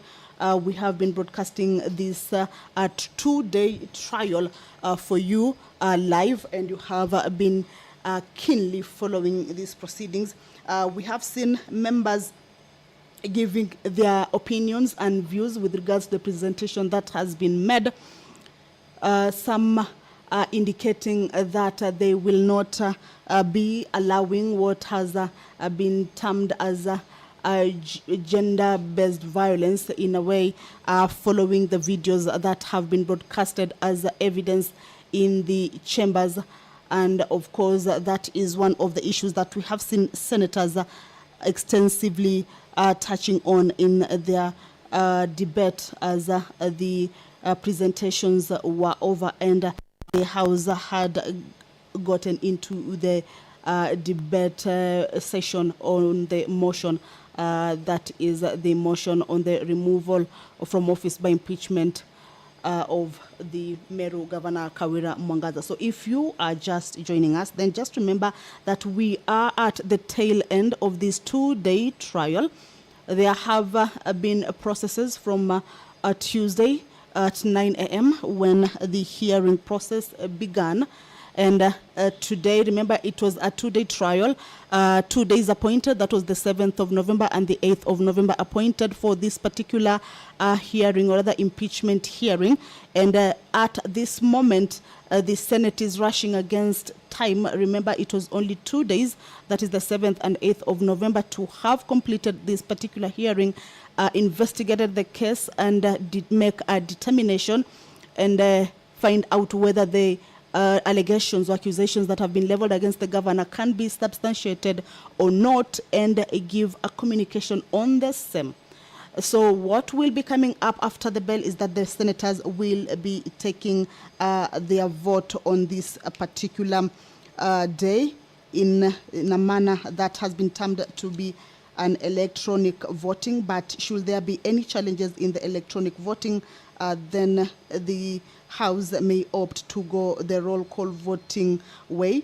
The roll call standing order number 88 indicates that when the Speaker directs a roll call vote to be taken, the division bell shall be rung for 5 minutes. But currently it is a division bell that members are putting themselves in order to be able to come back and vote electronically. That is the first approach that members usually use in such a case. Once they choose, all right, allow me to hand you over. It seems like the 10 minutes is done. Allow me to hand you over for the voting process.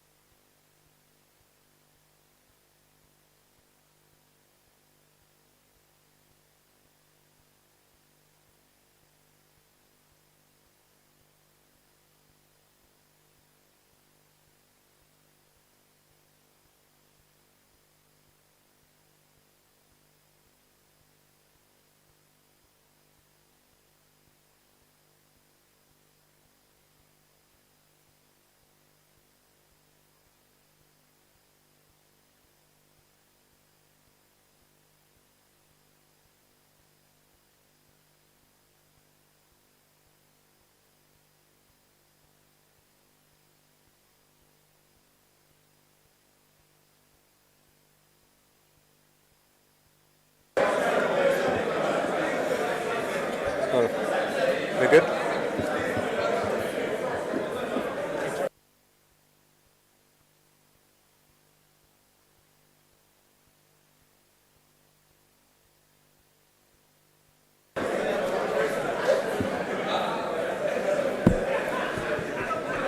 Order, honorable senators, kindly take your seats. Honorable senators, kindly take your seats.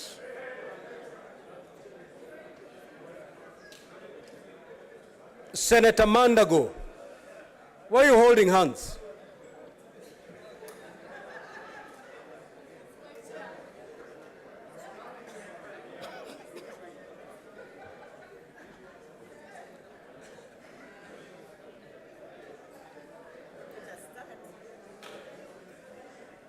Order, honorable senators, let us take our seats.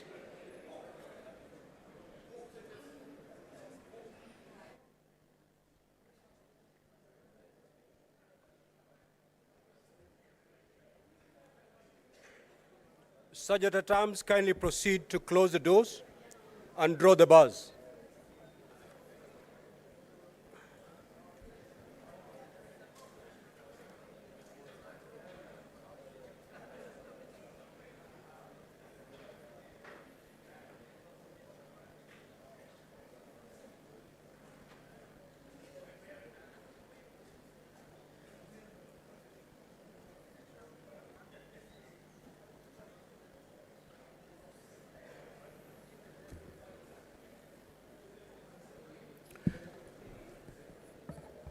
Now, honorable senators, before we proceed to vote, allow me to bring clarity to this process so that there are no mistakes as we proceed to vote. We are voting 7 times because the charges are 7. So we'll call one charge, you vote. We move to the other charge, we vote, until we come to the very last 7th charge. Now, I want to make it clear. These are 7 charges. If one of them is substantiated, Her Excellency Governor Kawira ceases being a governor of Meru, even if it's just one charge that has been substantiated. If I call the charge, if you vote yes, it means you're saying that charge has been substantiated. If you vote no, you're saying that charge has not been substantiated. So that clarity is important so that we don't make mistakes as we proceed on this very important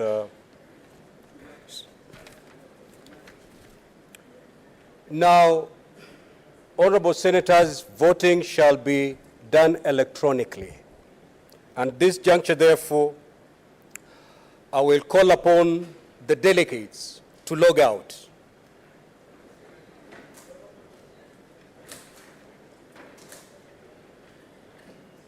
Sergeant at Arms, I want you to go around and pull out any card, any delegate card that is still inside the delegate unit. Once you have done that, Sergeant at Arms, kindly confirm so that we move to the next step.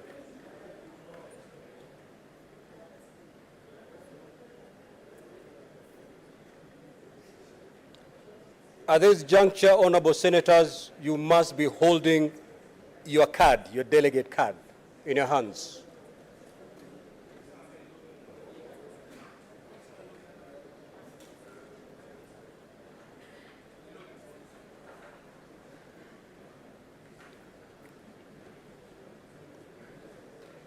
Sergeant at Arms, you are waiting for your signal. Good. Now, honorable senators, proceed to log back.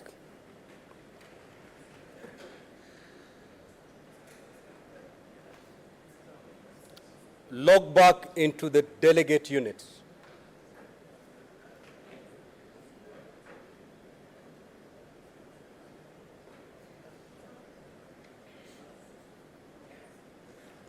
So before you proceed to vote, I will now put the question,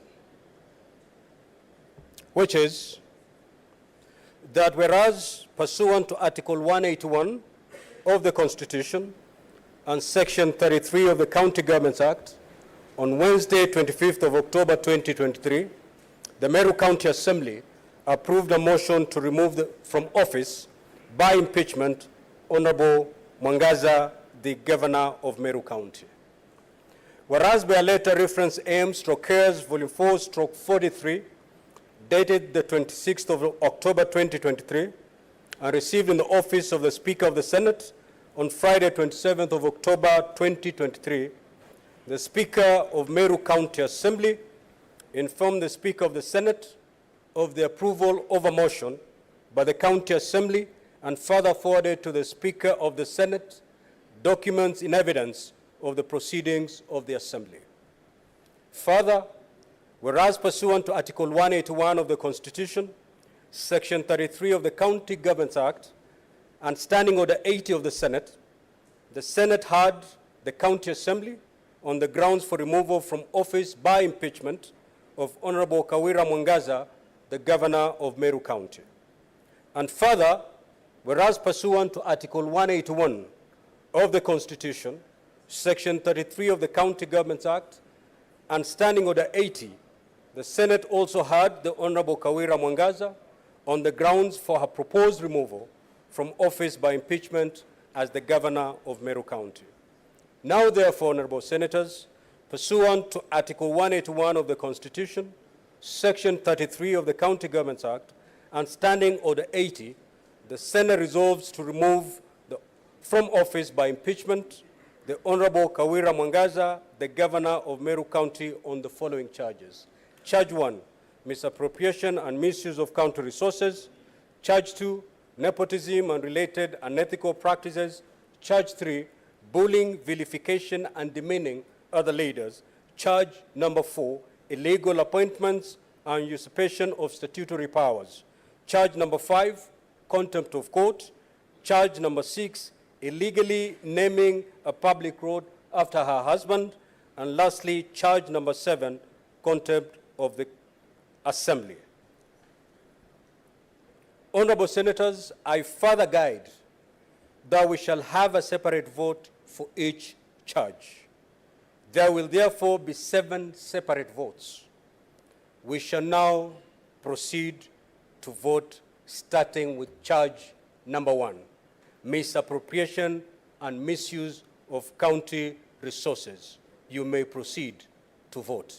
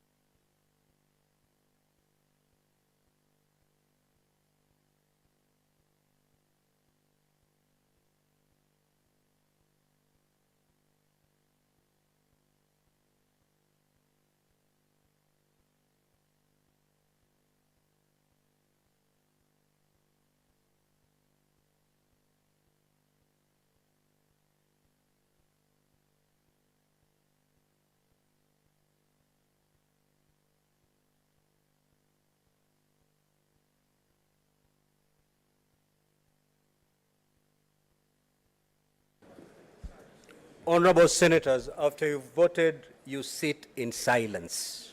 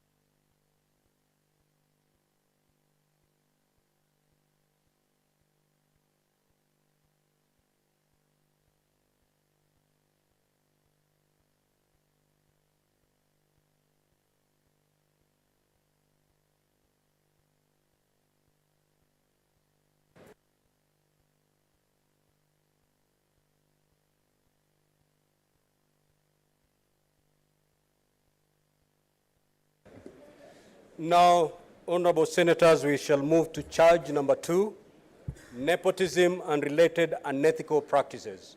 You may proceed to vote.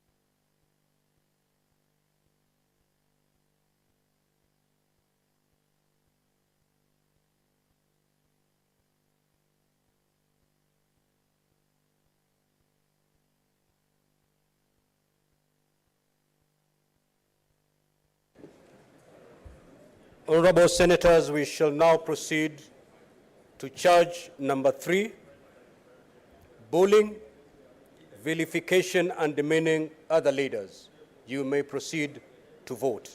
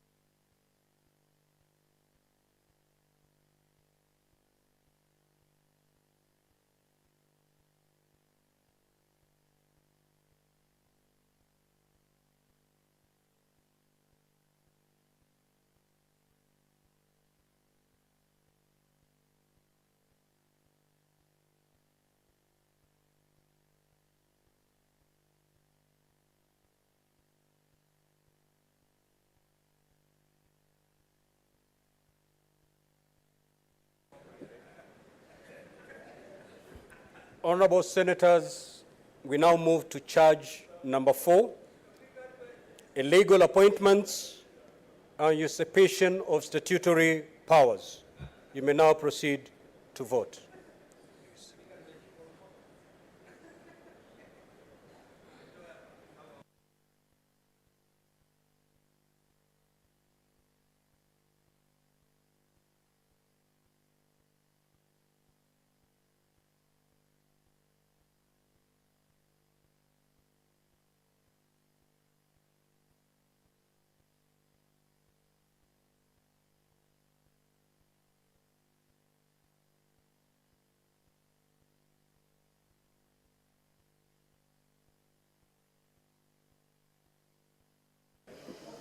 Honorable Gataya, you're out of order, and I call you to order.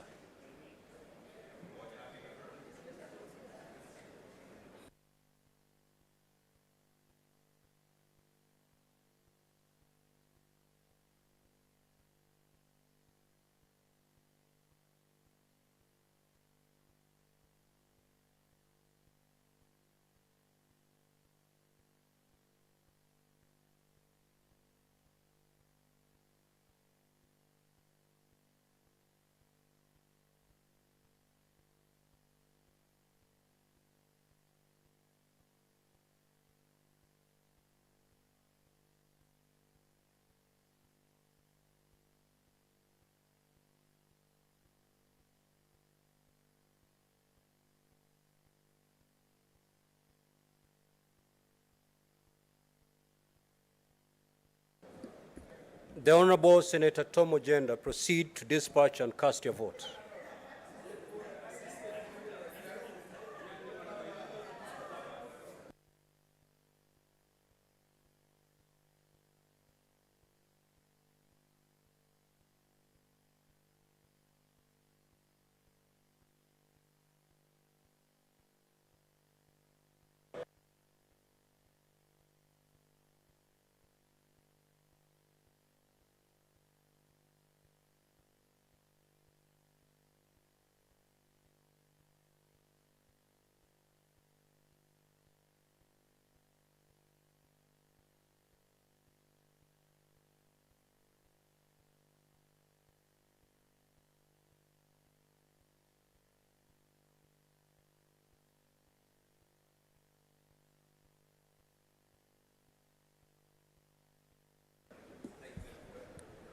Honorable Senators, we shall now move to charge number 5, contempt of court.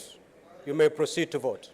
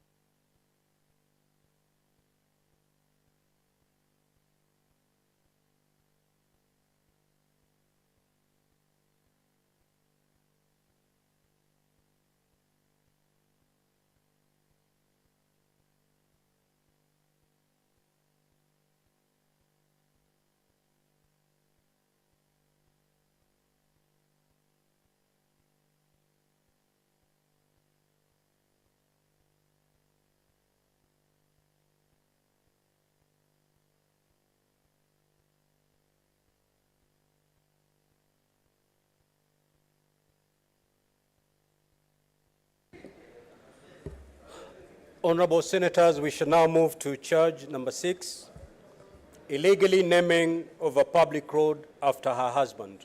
You may proceed to vote.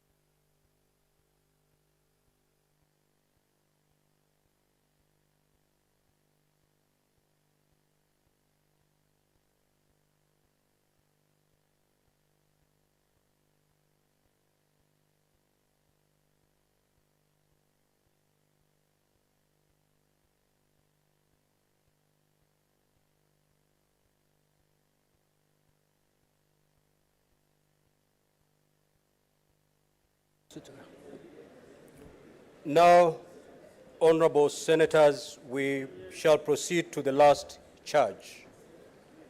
Now to the members of public, depending on which side you are, and depending on how the voting will be done on this last charge, you must be silent. To the parties, it matters not the outcome of the vote on the last charge. You must be seated in silence. To the members who are seated in the speaker's gallery, it matters not the outcome of the vote on the last charge. You must sit in silence. Charge number 7, contempt of the assembly. Senators, you may now proceed to vote.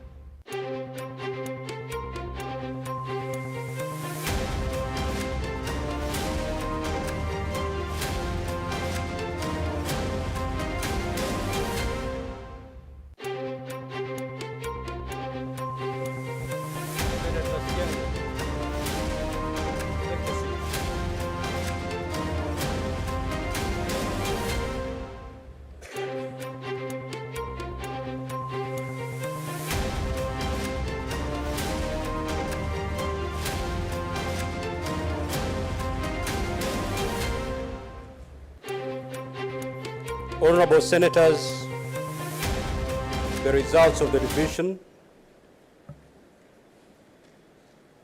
are as follows. Charge number 1, misappropriation and misuse of county resources. Ayes 19, nays 28. The nays have it. Charge number 2, nepotism and related unethical practices. Ayes 5, nays 42, abstain 0, the nays have it. Charge number 3, bullying, vilification and demeaning other leaders. Ayes 3, nays 44, abstain 0, the nays have it. Charge number 4, illegal appointments and usurpation of statutory powers. The ayes 20 votes, nays 27 votes, abstain 0 vote, the nays have it. Charge number 5, contempt of court. The ayes 3 votes, the nays 44 votes, abstain 0, so the nays have it. Charge number 6, illegally naming a public road after her husband.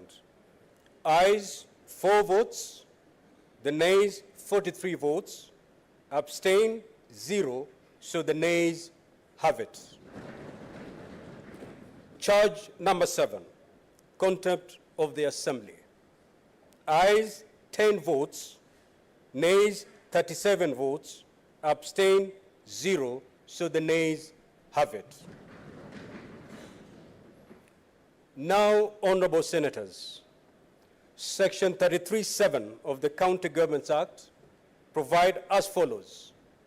If a majority of all members of the Senate vote to uphold any impeachment charge, the governor shall cease to hold office.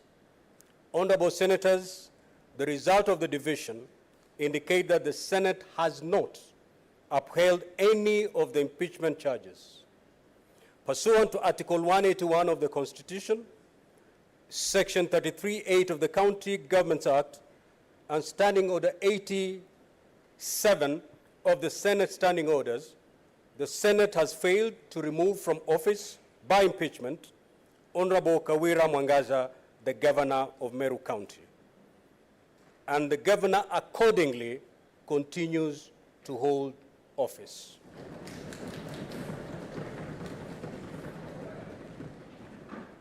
You may now withdraw the bars and open the doors.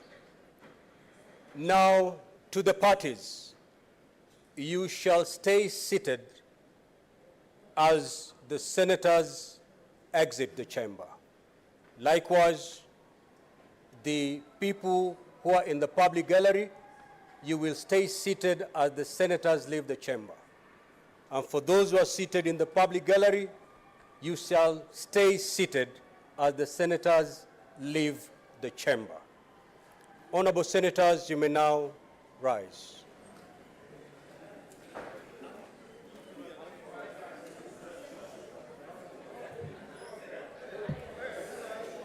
Senator Sotsi. Order, honorable senators, order. Honorable senators, there being no other business on the order paper, the Senate stands adjourned until Tuesday, 14th of November 2023 at 2:30 p.m. I thank you. That communication was communicated here by Senator Moma. For those who attend sessions, they know.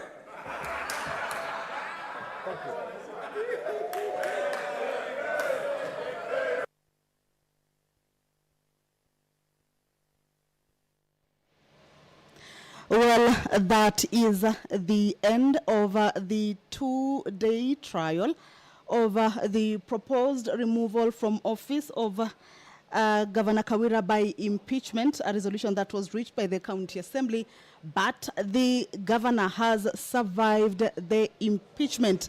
The Speaker has just given the results of the division with the 7 charges, and the 47 senators participated in the vote.